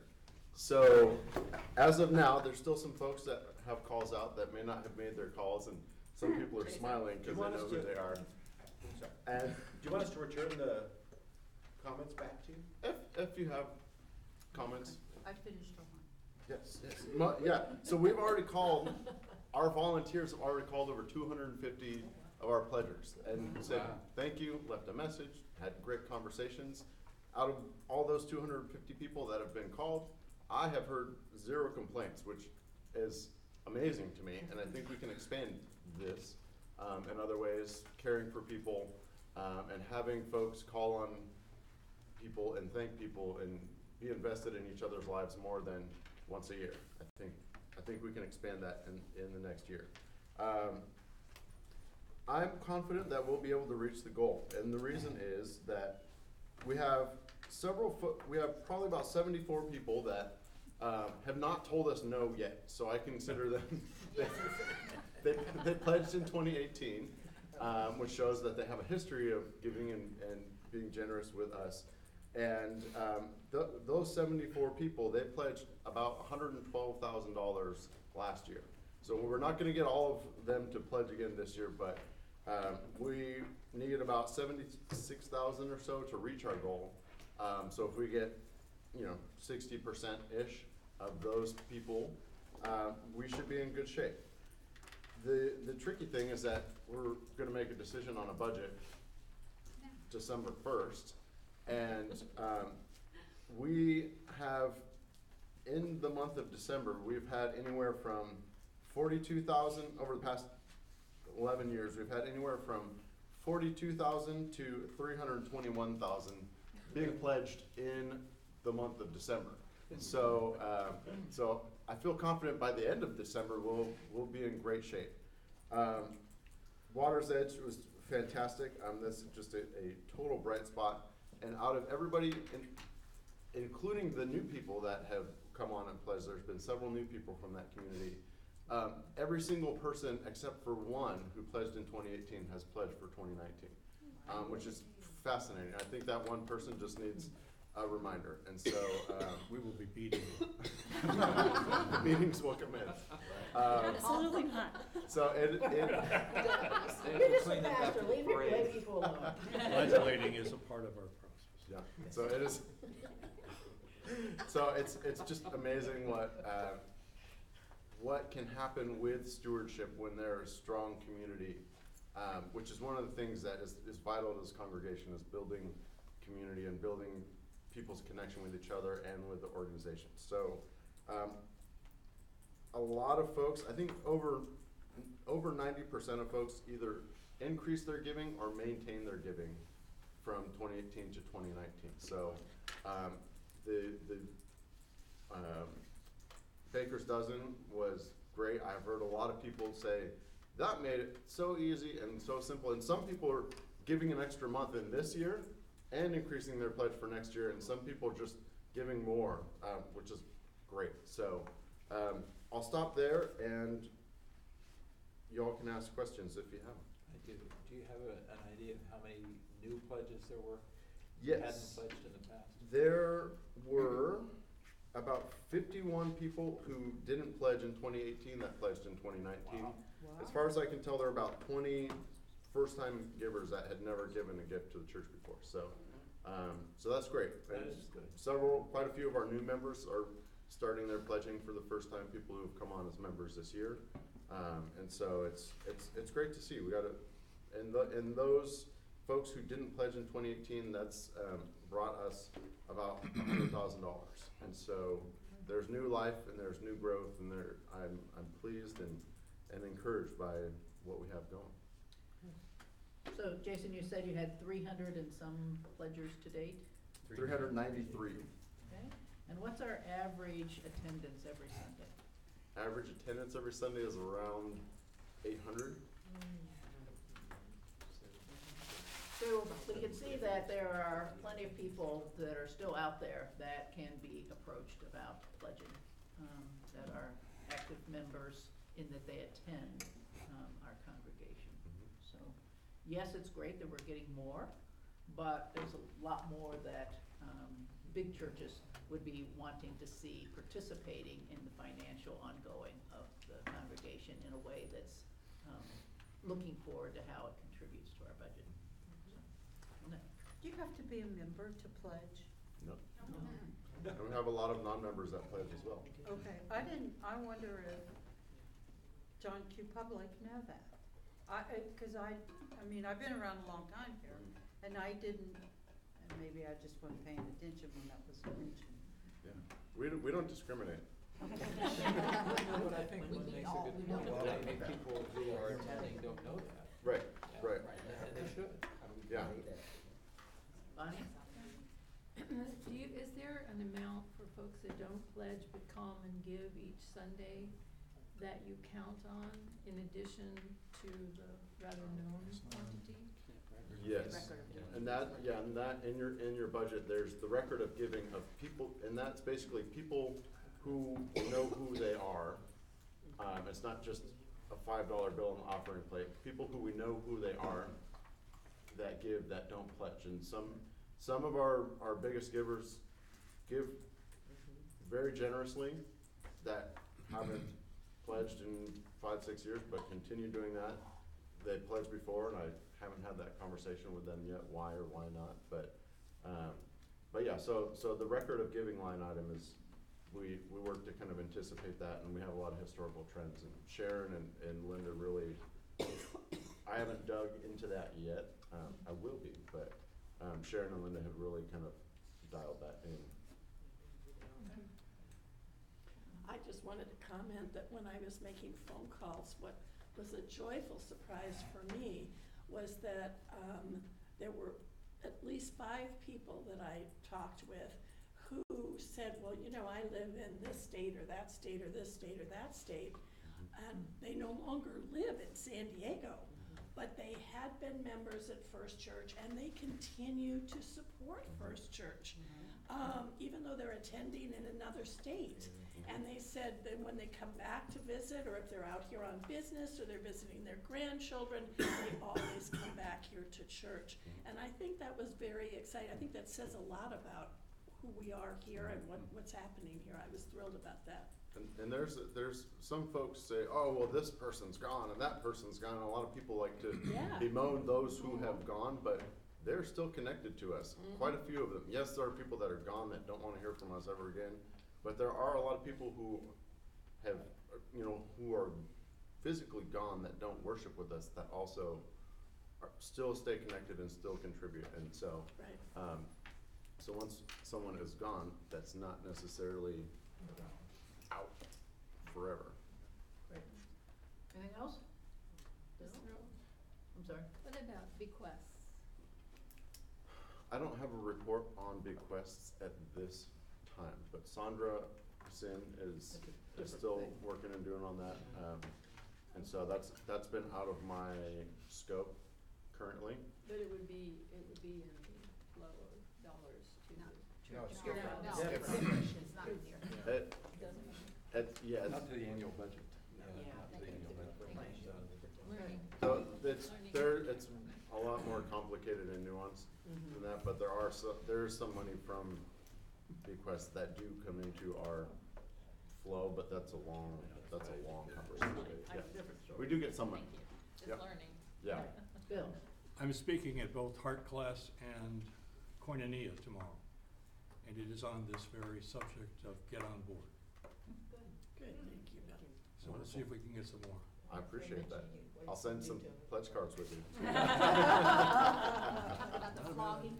And I just want to speak that I expect all the leadership of the church to be pledging individuals at the church. I haven't asked Jason to check on that for me, but I want you to hear where I expect you and all the leaders on our committees and on our council to be playing in this arena. Lead by example. Please do that. Anything else? Jason, on the line item on the page 1 of 24, record of giving is non-pledging? Correct. Okay, and then loose offering would just be $5 $1 bill. And that's people that we don't know. Yeah, so it's mostly cash gifts. But if you shift record of giving into pledges, you're just switching line items, aren't you?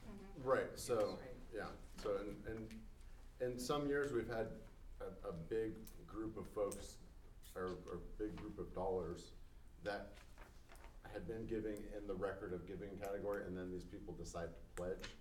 And we've been careful to not double count them, basically. But this year, there's maybe a few thousand here and there, so there haven't been significant shifts, as there have been in years past that we've had to keep track of. So I've been keeping an eyeball on that, but yeah, we need new and additional, so. Yeah. To elaborate on that from the finance perspective, as it goes into pledging, we discuss somewhat habitually, but a decrement to the pledging as opposed to the record of giving, and that helps with the cash flow and the long-term plan. So it's better to have the pledges. Even if it's not a dollar change. Anything else? Thank you, Jason. Very good. Thank you, Jason. Thank you all. All right. Joe? Hey, there's nothing better than following Jason. That's all I got. I set him up for you, so I can knock him down. 94% in there, we got another month to go, we're in the first day of the month. He's gotta personally cover the $100,000 variance, so it's no big deal. So, but anyhow. No pressure. No pressure. No pressure, no pressure. And that, no, I won't go there. The system was kind enough to send you out 2 documents, an abbreviated version of the 2019 budget, and then the multi-page document for those that may well be subject to some insomnia of the 1,151 entry line items in there. So, but the bottom line kind of is heading towards on November 14th. The Finance Committee endorsed and passed to make a recommendation to the Church Council for the aggregate budget. And that's what you see in front of you right now. There's been some minor tweaking as it relates to some of the staff realignment.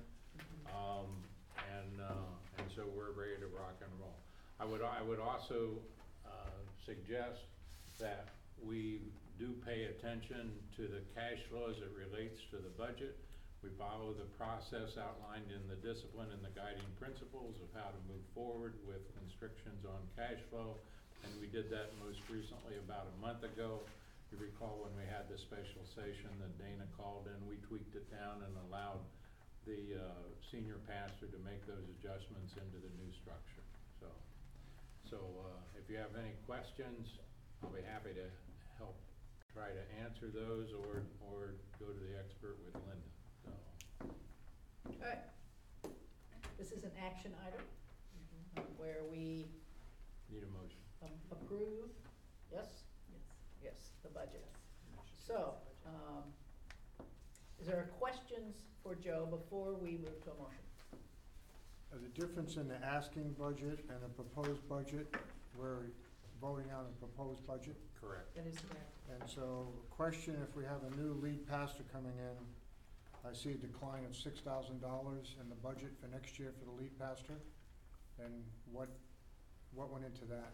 So it's, I'll answer it tangentially, is that, as I said earlier, we pay attention to the cash flow and what the current budget is. If there's a variance to the budget, i.e. a pastor's salary, we would make adjustments to that in terms of either constricting some other areas of the budget, or even more dramatically, maybe coming back to the church council for a change. But my understanding when it comes to pastors, it's governed by the conference with minimums. At minimum. So we're above, even with the reduction, we're above the minimum for the I lead believe pastor? that's correct. Yes, we are. That Okay, is and correct. then all of the other pastors were above minimum? That is correct. Okay. No, at minimum. I think they're at minimum. One is. Do y'all negotiate? Seriously, I mean, do you come in, look, I see the will. minimum there, but, you know, So, they will. I'm hearing the other pastors are at minimum? I don't believe I am. Melissa and I are. Like 2 out of the 4. Yeah,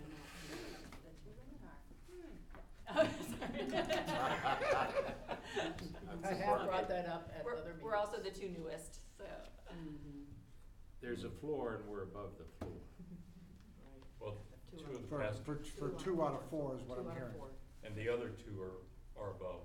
The minimum. Right, You know, there's only one, there's not a minimum for lead pastor. correct, okay. Although I take, part of the power of your question is, what will we need to pay a new lead pastor? And I think we heard the other day that even though this church is far and away the largest in the conference, the lead pastor is 6th in pay in the conference. So there may need to be some adjustment, but we can't know that now. We'll take it out of a portion. Yeah. Whoa. That'll go. Go for it. So, when it comes to the Where's Les? pastor's salary, we will have to take an action on that, and when does that happen? Tomorrow, right? Tomorrow, we have to approve pastor's salaries. Yeah. Dan, what was the question? I'm not sure what you're asking. Is this the time of year where at the charge conference we're Yes. approving pastor salaries? Correct. And they are as stated in the budget? Correct. Yes. It may need to change, the budget may need to be adjusted. Once we get a pastor on board? Right. So in response to Carl's question about do they negotiate, they've either negotiated, right? They are aware of what we're proposing? Yes. What do you mean? The Oh, the lead current pastor. pastors? Yes. Oh. We've signed a They signed a salary form. Yeah. Right. But there weren't really There are no negotiations. negotiations. No, I mean, I just signed it this morning. I Okay. didn't look over it. Okay. I assume I need to get paid, I mean, so the signed answer it. to the question. The answer to the question is that no staff received any salary increase this year.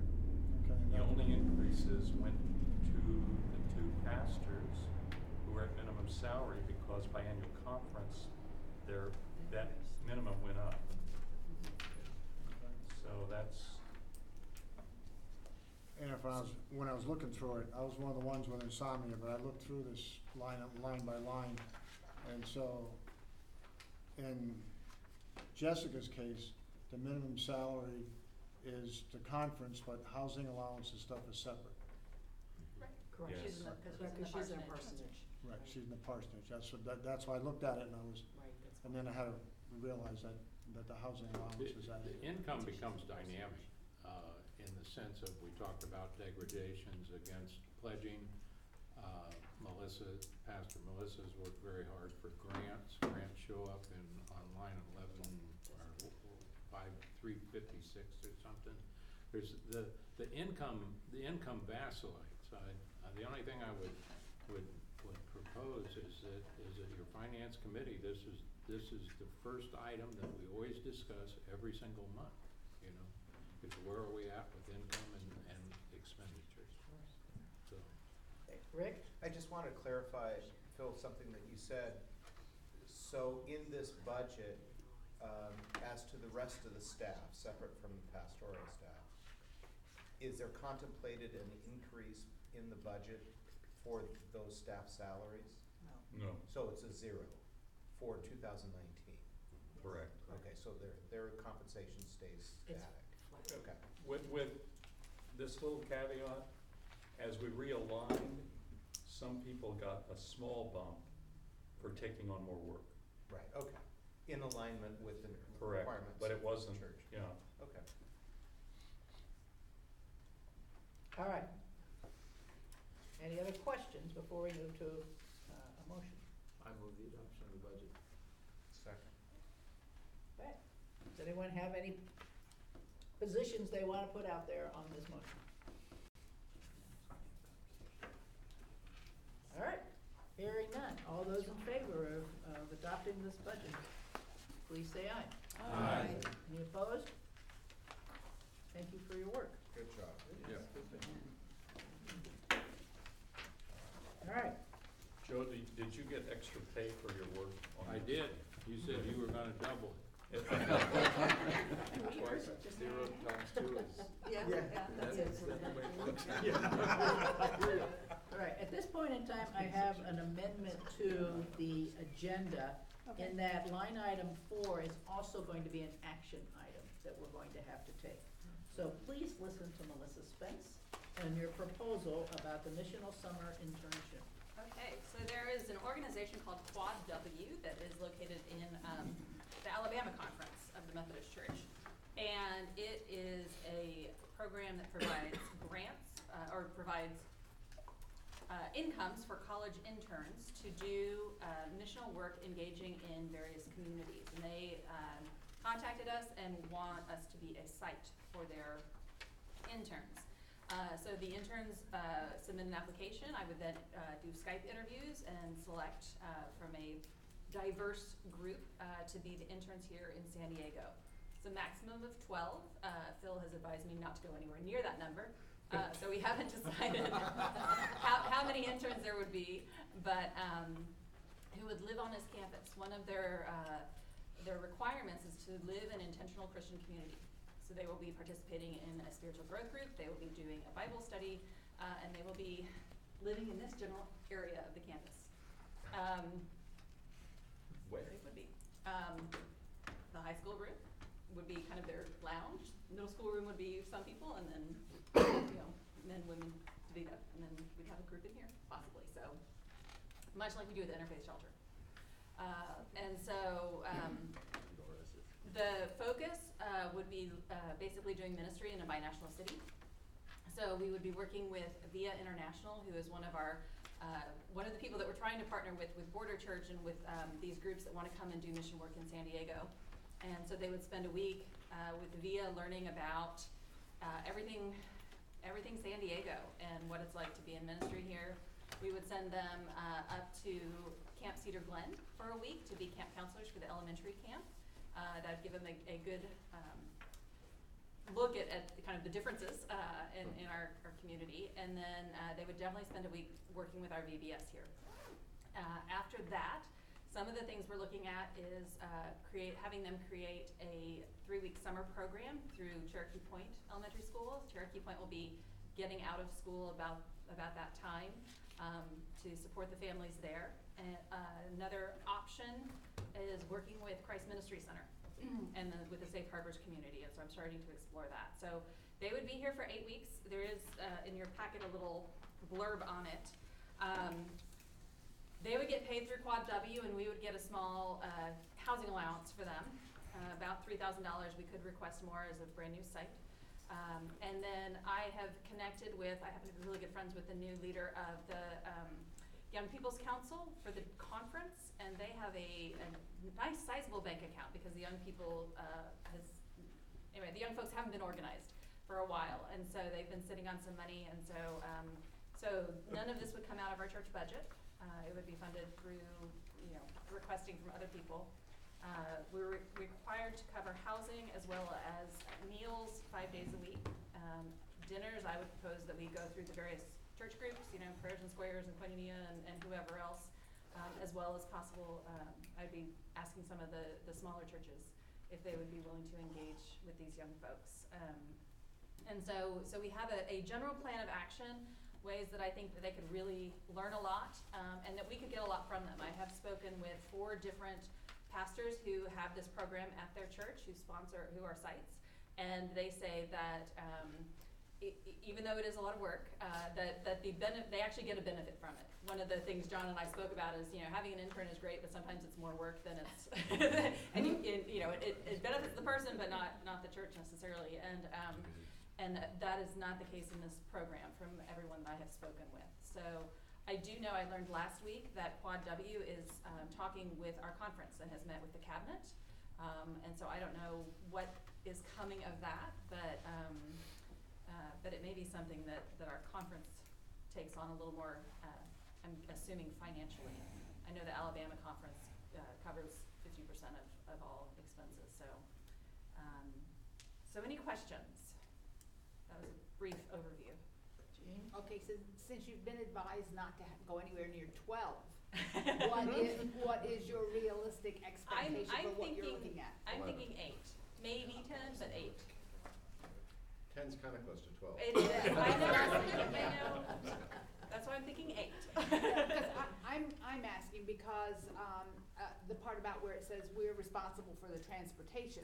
Correct. So the more you have, the more transportation issues you We could are have. currently looking at getting a church van. I don't know where we are in that stage, so the hope is that we would have a church van by then that we would drive them around in. So the chair trustees. He's having a choking fest. Rental church. No, but it just increased the priority level. Yeah. That's what it did. Just bumped it up. Yeah. Anybody else? Questions? Where are they from? They would be from all over the country, as well as there are occasionally international students that apply. Oh, really? Yes. So they're not just Alabamans? No. This is a nationwide thing. So there are 10 or so sites around the country. And so there's the farthest west is Portland right now. We would be the next West Coast one, but yeah. Somebody else besides Bonnie have questions? Have they had any other experience with other communities where they've done this? Or is this group coming to us for the first time, for their first time?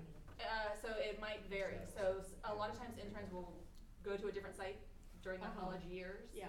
And I won't learn that until I get applications. Okay. But some of them have done this type of internship before. Carl? It's okay, Bonnie's been asking questions. I'm trying to get other. What's the downside? What's potentially, like, the worst thing that could happen? Besides that? The downside is that this would be my work this summer. And so any type of expanding on, mission and justice work outside of this group would be very minimal. And I'm not sure beyond that, to be honest with you. Insurance-wise, who covers them? I think our church does. We do? Yeah, I think our church does. Elaine? I think one other downside in my experience, if you get really good people, you're lucky. If you get one not so good, you need to be prepared to send them home. Right, and there is a process, so I have this whole little booklet from them. There is a process for all of that. So the nice thing is we aren't recreating the wheel. That we have a scaffolding upon which to build our particular program. Well, I didn't want Bill have to get after him with flogging, so. Right, yeah, well, I will bring him in if I think it's necessary. beating, not Well, flogging. being a clinical supervisor for so many interns, you've got to be ready to know that you're going to have at least 30% of them are not going to be. Oh, well, the nice thing is that we do go through an interview and I can turn them down. And with my social work background, I can do group dynamics. In the Navy, they say when you have a division of, let's say, 10, you spend 90% of your time on the top 10% of the Navy, top 10% of your division, and the bottom 10% of your division. Yeah. So it's probably the same thing with team dynamics here, but I think the benefits outweigh the harm of it. So. Will we be required to be their sponsors and spend the night here with them, or No. come with, how old are we looking at? They're college age, So, College age. yeah, so they're 19 to 25. Okay. And there are definite ground rules and, you know, and whatnot, that they follow, and much of my time will be spent here, so I'll be having early mornings and late nights. So but, will you be the so I would be the on-site supervisor, sponsor? yeah. We would be connecting them with strong disciples in our church to be mentors. So each of them would have a church mentor. They would be required to attend Sunday services and participate in the life of this church. And so there is that connection. And one of the things I heard from one of the churches is having that sort of critical mass of people that age attracts people from your community of that age who then come and stay at their church. So he's actually built a young adult program out of beginning this Quad W program and has had it for several years. And so now they have a young adult program. So that is one advantage. Would there be a benefit to doing a Yugo house during the same period of time? Maybe. I think we have enough to where, first of all, I'm talking about doing a second house. right. So sending them down to Yugo to do a house? Right. Some of that will be determined if, depending on how many people have passports. But I think that there is enough here that I would not do that. Okay. All right. Habitat for Humanity, that's another. Well, I mean, Habitat is another, yeah, I mean, they can That's an certainly work on opportunity. Habitat. Okay. But no, that would not be my first choice. Okay, great. I'll be You good? praying for you. Everybody good? I'm leaving it too long. They would be living 8 here weeks is a in long this area time. for 8 weeks. Correct. I'm thinking this building is alarmed at night, and there's no custodians available, So part there of- would be some issue of security. And- Well, We have video. as far as custodials go, they will be responsible for maintaining their living space. So they will be vacuuming and, you know, cleaning and all that, and that's part of the deal. At night, The alarming, I haven't thought of that issue yet. So we will examine how we could do that. I'm thinking also of 8 weeks wear and tear on the building. I did etc. talk with Troy about that, and he said that, because we had Interfaith approach us and asked to use our facilities for 4 weeks, and he said that that would be too much. Interfaith is, for whatever reason, particularly hard on our facility. He did not think that this group would be a problem. I'm thinking of college-age kids unchaperoned in the building, that's. Well, I mean, we've had SSP before, and we've had SSP down there, and they would come up and use the showers here, right? Am I correct? This is the only Yeah. place on the campus that has showers, right? Correct. There are some Maybe very part of- responsible colleges. There are some very. I would like to advocate. for. Jessica and I were both nerds in college. So. I started as your pastor when I was 24, so I was in that.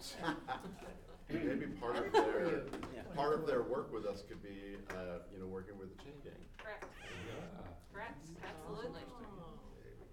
Any other questions? No, ma'am. Anyone have a motion for me? What are we motioning? You have to get approval for us to do this. Oh, okay. I didn't. Well, that's why I make a motion that we approve that this be done for the Okay, summer, is there a second for that? 2019. Thank you. Is that enough for That's you? fabulous. Is that enough for you, Linda? Yes. Got it. All right, any discussion, pros, cons, wanna put it out there on the table? All right, all those in favor? Aye. Say aye. Any opposed? Thank you. Okay.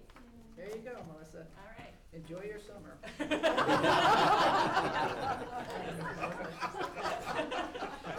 Summer vacation is just. We'll see you in the fall. Yeah, pretty much. Again, mother to your resident. Summer, June. Can I throw a prayer request in addition to praying for Melissa? So No. Can I? No. Do you need to? That's new business. Is it for right now? Do we need to pray for you, John? No, it's Okay. for this. Okay. Yeah. All right. Continuation. If you succeed with an internship program from people for all over the country in the summer of 2019, you would then be able to expand the program for local interns in the summer of 2020 and build out a young adult program at this church. And if you haven't noticed, we're remarkably lacking in this demographic. Well, and San Diego in general, there is no Wesley Foundation. With all the colleges that we have in this city, So the we have parish- no student ministries. The prayer for, There should be a San Diego yeah, State. that's my prayer But request. they had one, I think, shut down. Years ago. Thank you. That's a good one. All right. Thank you, John. All right, leadership Leadership and Spiritual Growth Initiatives, Pastor Phil. I didn't say anything when Melissa was proposing this, but Elaine, when we first dated, I was pre-med and thought I was going to be a medical doctor, and was asked by a wonderful physician if I could do rounds with him between my junior and senior year, and I did. And that's when I knew I didn't want to be a doctor. And what I did was an internship program very much like this. And that's when it became clear to me my call to ministry. So that's an upside maybe to having these young people here.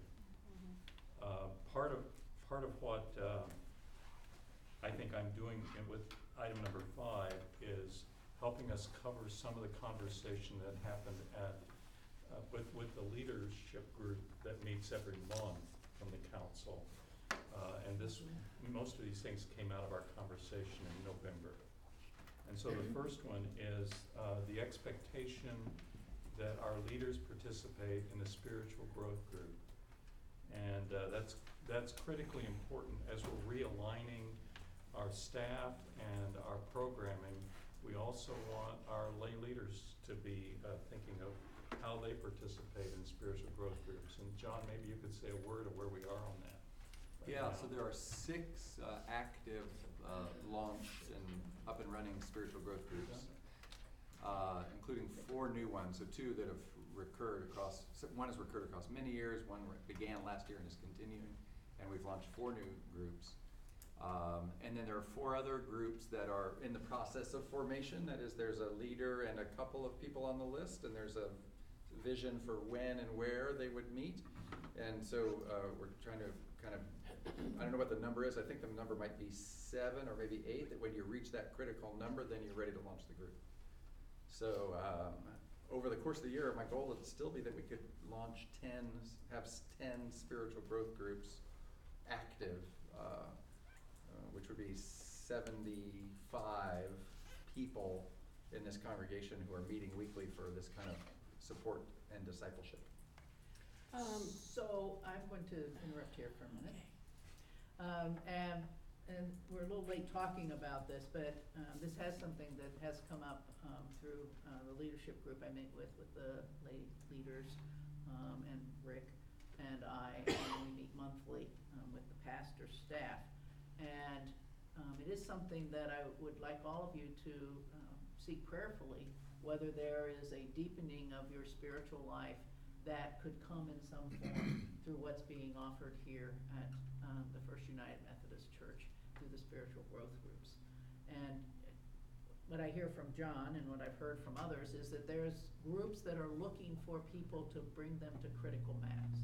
I know Jason has one that doesn't have enough quite people yet to start meeting. I know Marjorie had one that is not quite full.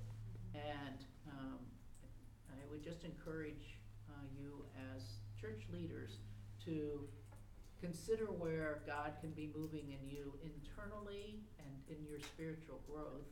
At the same time, you're executing your leadership in the decisions of running the business of this church. And that was what we spoke of. And so that's what this call is. I didn't know that this is what we're talking about. Otherwise, it should say D. Hook is going to talk on number 5.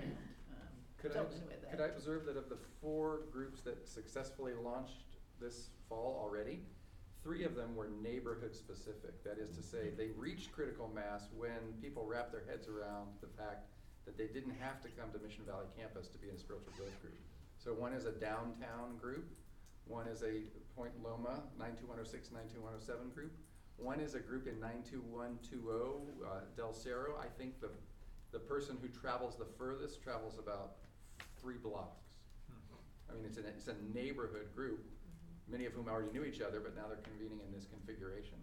So if you have a particular vision for, I think if I had to do it over again, I wouldn't organize next time around time and date of week, but rather I'd organize around geographic neighborhood, and then once we get a cluster of people together, that critical mass, then I'd put all those people in the room and say, when can you meet in your neighborhood or in your part of the city? What time and day of week will you choose? So be flexible in your thinking about how you might reach critical mass?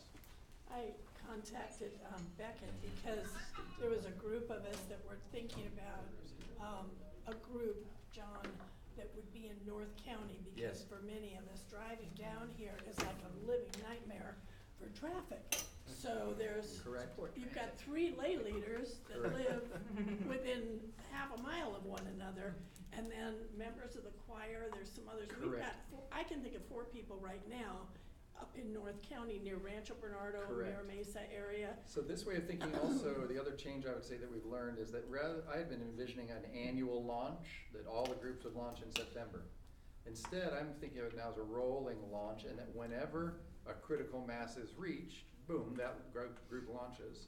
So you can organize in a neighborhood or a zip code, and when you reach critical mass, pastors and others would provide the support needed to launch. Right. And I think the idea of having it within a neighborhood, not only are you taking care of one another, but you're building a sense of community with your neighbors, you know, and Right. people that are near you, so that you get to know them better.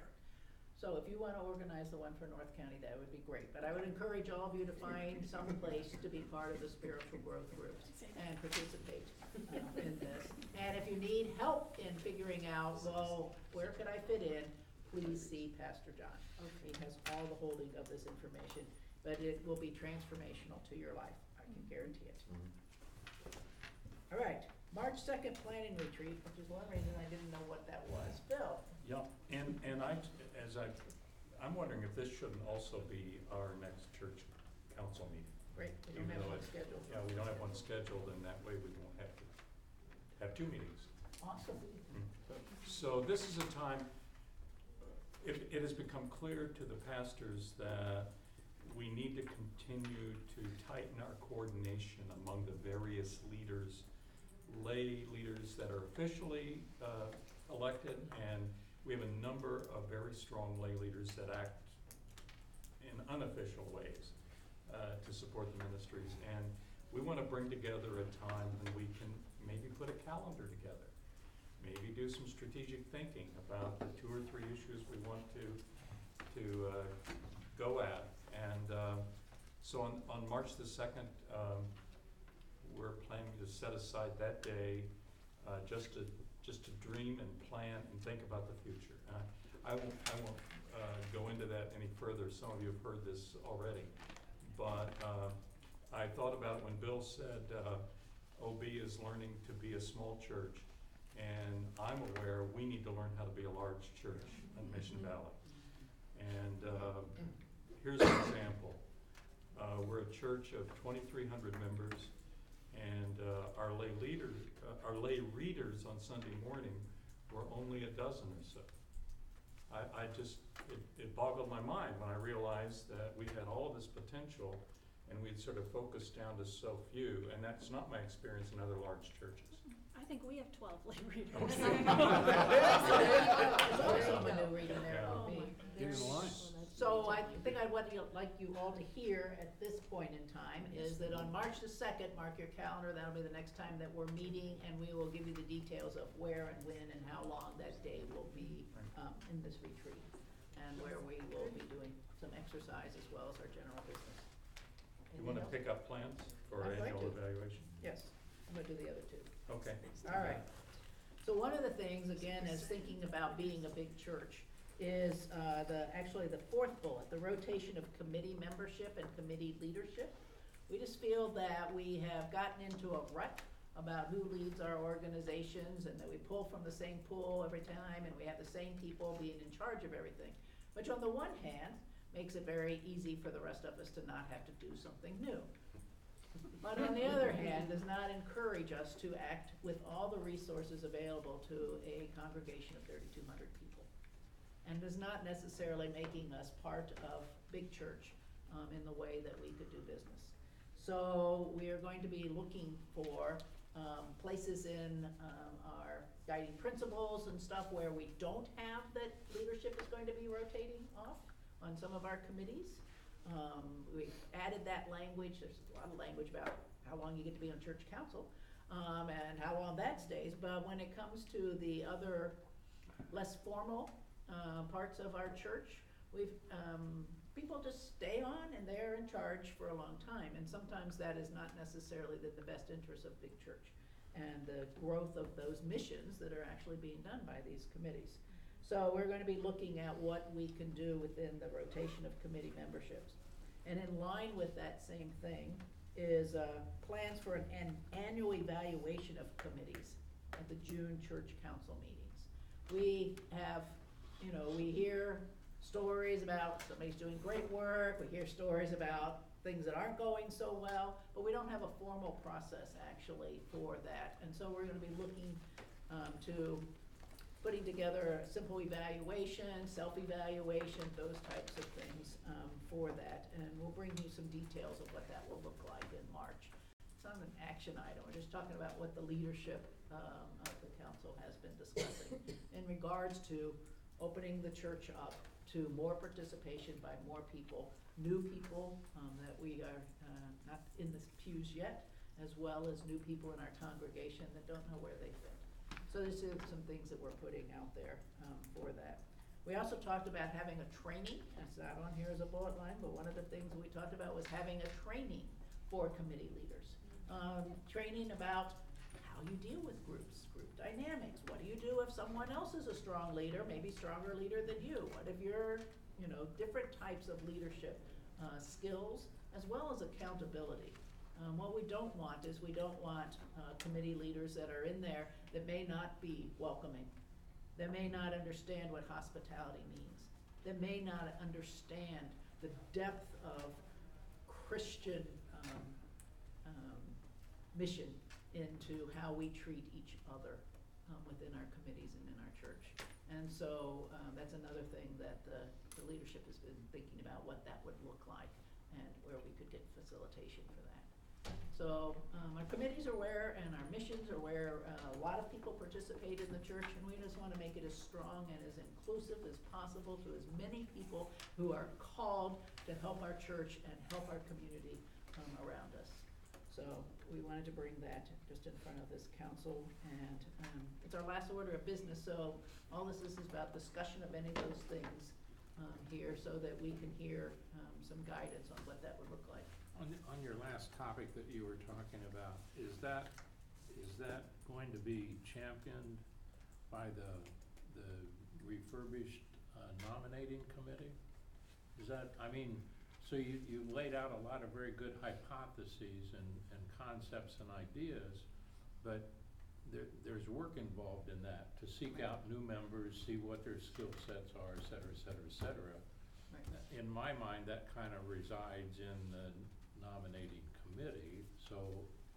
Yeah, some of our committees come through church council nominations, but other committees, or ad hoc, I think is what you call them, committees that happen, whether it's the lay liturgists, whether it's the food ministry, whether it's the chain gang, all these things that are active in our church are the ones that don't have a process at this point in time, that are not part of the nominations committee, but is just part of how we are formed and acting in the church. And so those are the things that. So how are you going to execute your concept? Well, right now we're going to go through, we're going to look through things that we can talk about how committees need to be rotating leadership. We don't have all those things in place yet, so we'll be looking for those ideas about how you do this inside our church. So being a part of the nominations committee for a while now, it's extremely difficult to try to, you see the names of the people on the chain gang, but I'm not a part of the chain gang. I only know Mike Sorcy's on the chain gang, and I think a couple other people are on the chain gang. So I really have no idea of the dynamics of the chain gang. And so how do I put more people on the chain gang or rotate people off the chain gang, especially because the chain gang is an all-volunteer group? So, that's some of the stuff that we got to think about, too. Mike Sorcy, I think Mike Sorcy's been leading it for, 10 years now, maybe? No. Oh, no? Oh. Austin Cook. So, and there's some of the others committee, like cultural committee, the committee that, cultural events committee. We just have no idea of the members of the committee or anything of the committee as nominations. So really as nominating committee, we're only really tasked with trying to fill the new class of 5 committees. Right. So, you know, some of these lesser ones where we just really have no idea who the members are and what they do and everything like that, and the leadership of them, and trying to turn over, we're just, it's, sometimes being a big church is really hard to figure out how to So why source. why wouldn't you invite the leader or the I mean, we do. manager in? Could I weigh in, since we do actually have a plan that's unfolding? It's the March 2nd planning retreat. I have a list here. It's about 33 ministries in the church. And they're So you're gonna start syncing them up. the identified leader, as well as other key relational leaders that we know are not in the official position, but we know kind of Okay, are there good. pulling weight. And we'll invite all of these to this March 2nd retreat. And part of our hope for that March 2nd planning retreat is to begin to organize these ministry realm in the 4 areas: worship, devotion, compassion, justice. So that we begin to create an infrastructure of ministry leadership that reinforces the worship, devotion, compassion, justice that we're asking our leaders to live out in their lives through spiritual growth groups. So there's a kind of a synchronicity there. So there is a nominations committee that deals with formal, and then this ministry team concept. Think 4 buckets: worship, devotion, compassion, justice, and think the leaders of each of those areas beginning to work more collaboratively, supporting each other, encouraging each other, holding each other accountable, bucking each other up, improving each other's skills. That's really where you could see it build out over the long haul. So there's ideas being put out there Okay, for good. us to do this. So then, and as related to that then, is the very good start and well-written guiding principle. And my wife and I were physically gone last year when that was presented and updated and everything. But I applaud the second to last paragraph or whatever in it talks about an annual review. And I've been looking at it in terms of the financial perspective. Yeah. And I got some changes that I want to present at that session. So, That's great. So I would challenge everyone else to look at it from that perspective. Great. Maybe you have. Thanks. Jean? I wonder, is there any way that we can have this, as John reorganizes everything, if we can have these leaders in some sort of way, have kind of an enlightening buffet of introductions, so to speak, especially when if you wrap it around acceptance of new members. Yeah. Because we have these group of new members that come into the church, they want to be a part of, but they don't even know what they don't know.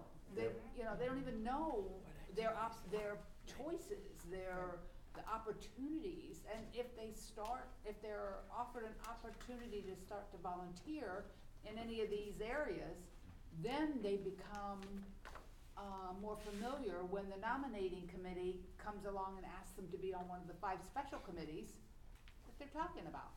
Yeah, I just want to lift up, I was thinking about the same thing you're talking about, Jean. There's been some initial conversation happening about the flow of leadership and new members and how we welcome people into the life of the church. Also, I think what deserves some of our attention in the future is exploring spiritual gifts, which has to do with all of this, right? And thinking about how we all have all those, we have gifts given by God specifically that we might build up the church. So how do we identify those that we might use them? So that's what I took from what you shared. Yep. Can you, Pastor Phil, can you talk about when the pads are coming back? Because I think that's what's missing in big churches, the fact that we're asking people to fill out a blue card, but we really have no idea where this person sits, how often because, I noticed, and I brought it up, that when Pastor Phil mentions the blue things in the front, half the church comes in to that service after he does that, so. We're hoping to have those, we're going back to pew pads in January. And part of what the other pastors helped me see is that when we went to the cards, the number of prayer requests went up, but the information on the people went down, especially new members. And I just want to encourage all of you that worship, when you worship in Mission Valley, I have a vantage point that's really kind of interesting, because if you think of it as I do, of 6 quadrants, the 2 transepts, the 2 up front, the 2 in the back, guess where the growth is in our worship attendance has been tracking up, and guess where the growth is? In the back 2 quadrants, especially the back west quadrant. And it looks sometimes like it's twice what it was a month ago, 2 months ago. It comes So across we that need way. to capture information about those folks. We need to offer hospitality in that quadrant. That's really, I guess it's a sextant. So that we can follow up. I still don't know the names of many of them, so thanks. We're headed for that in January. Great. Bonnie? We have, in another organization I'm in, we have an orientation breakfast for all the new people that come in. This may already be in your plans. But that's an opportunity to run down places that they can all go, and they can become a part of it. And then we have one thing that we do, it's called the Rotarians, and it's Rotary. They're growing in Rotary. So they're a member for a year, and you get to know everybody if you start on that committee and you stay on that committee, because we do a lot of fun stuff. But the breakfasts, and we'll have speakers from, not long, but just a brief paragraph, and if folks have any questions or anything like that. But it also connects them with the new folks that are coming in. Great. I remember in years past there had been kind of like an annual survey of, hey, here, check where you think you'd be interested. And I think they do it at annual conference all the time of, here's all the stuff we do. Check what you might want to be interested in, and what kind of skills do you have that might be useful that we could tap into. What do you want to do? What don't you want to do? Those type of things. That might be something to revisit. I don't know how many years it's been since we've done it. Let me mention one thing about that. I've been in many times, if you don't do something with those, it's worse than having put them out at all. If you just put them and collect them, if you don't call on them for their skills. Carl and I have been working on increasing lay leadership. Liturgists, lay liturgists. And one person that I asked, she said, oh, I didn't know I could be. She's been here about a year. She says, I did that for my church before, but I didn't know I could do it here. You don't know anything when you come. So how many do you have now? We've got 8 new ones to add to the list. Awesome. Goal is 24, 25, doubling them starting in January. One of the things that might, I'm gonna call this out pretty quick, so One last comment. quick thing. Carl Musser stood up and talked about being lay liturgists about, maybe a year ago or something. He said what we do and da-da-da. One of the things he said was, you create your own prayer. That may be a stopping point for some. Yeah, and that's why we're having a session. We're gonna deal with that and give them help. Yeah. All right, anyway, so you can see that we're trying to find some other ways to help us be looking at the picture in big church, ways that we can expand the great things that we do here so people are aware of them, that new people are felt welcome, as well as encouraged to participate in the mission work of the church. So that's just, we'll stay tuned about how we figure out how to do incremental progress in doing that. All right, thank you very much for your time. Phil, would you close us in prayer, please? Thank you all very much. Great group. Lord God, we give you thanks for the gifts around this table and the way you continue to surprise us by the wonderful opportunities that are here and the multiple gifts that are still being identified. So send us from this place with a new awareness of our opportunity to serve and our opportunity to be served by others. So dismiss us with a sense of hope and inspire us during this Advent season to listen and learn and wait for the coming of the Christ. Amen. Melissa, what's the score? Oh, 27, 24. Yeah, I emailed me, down the door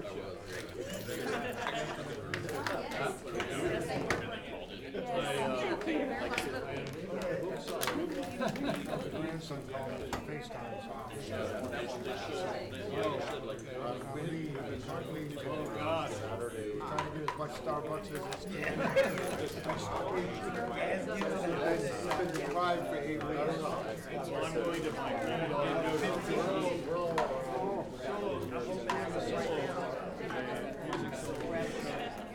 Singing? Yeah, singing. Yeah.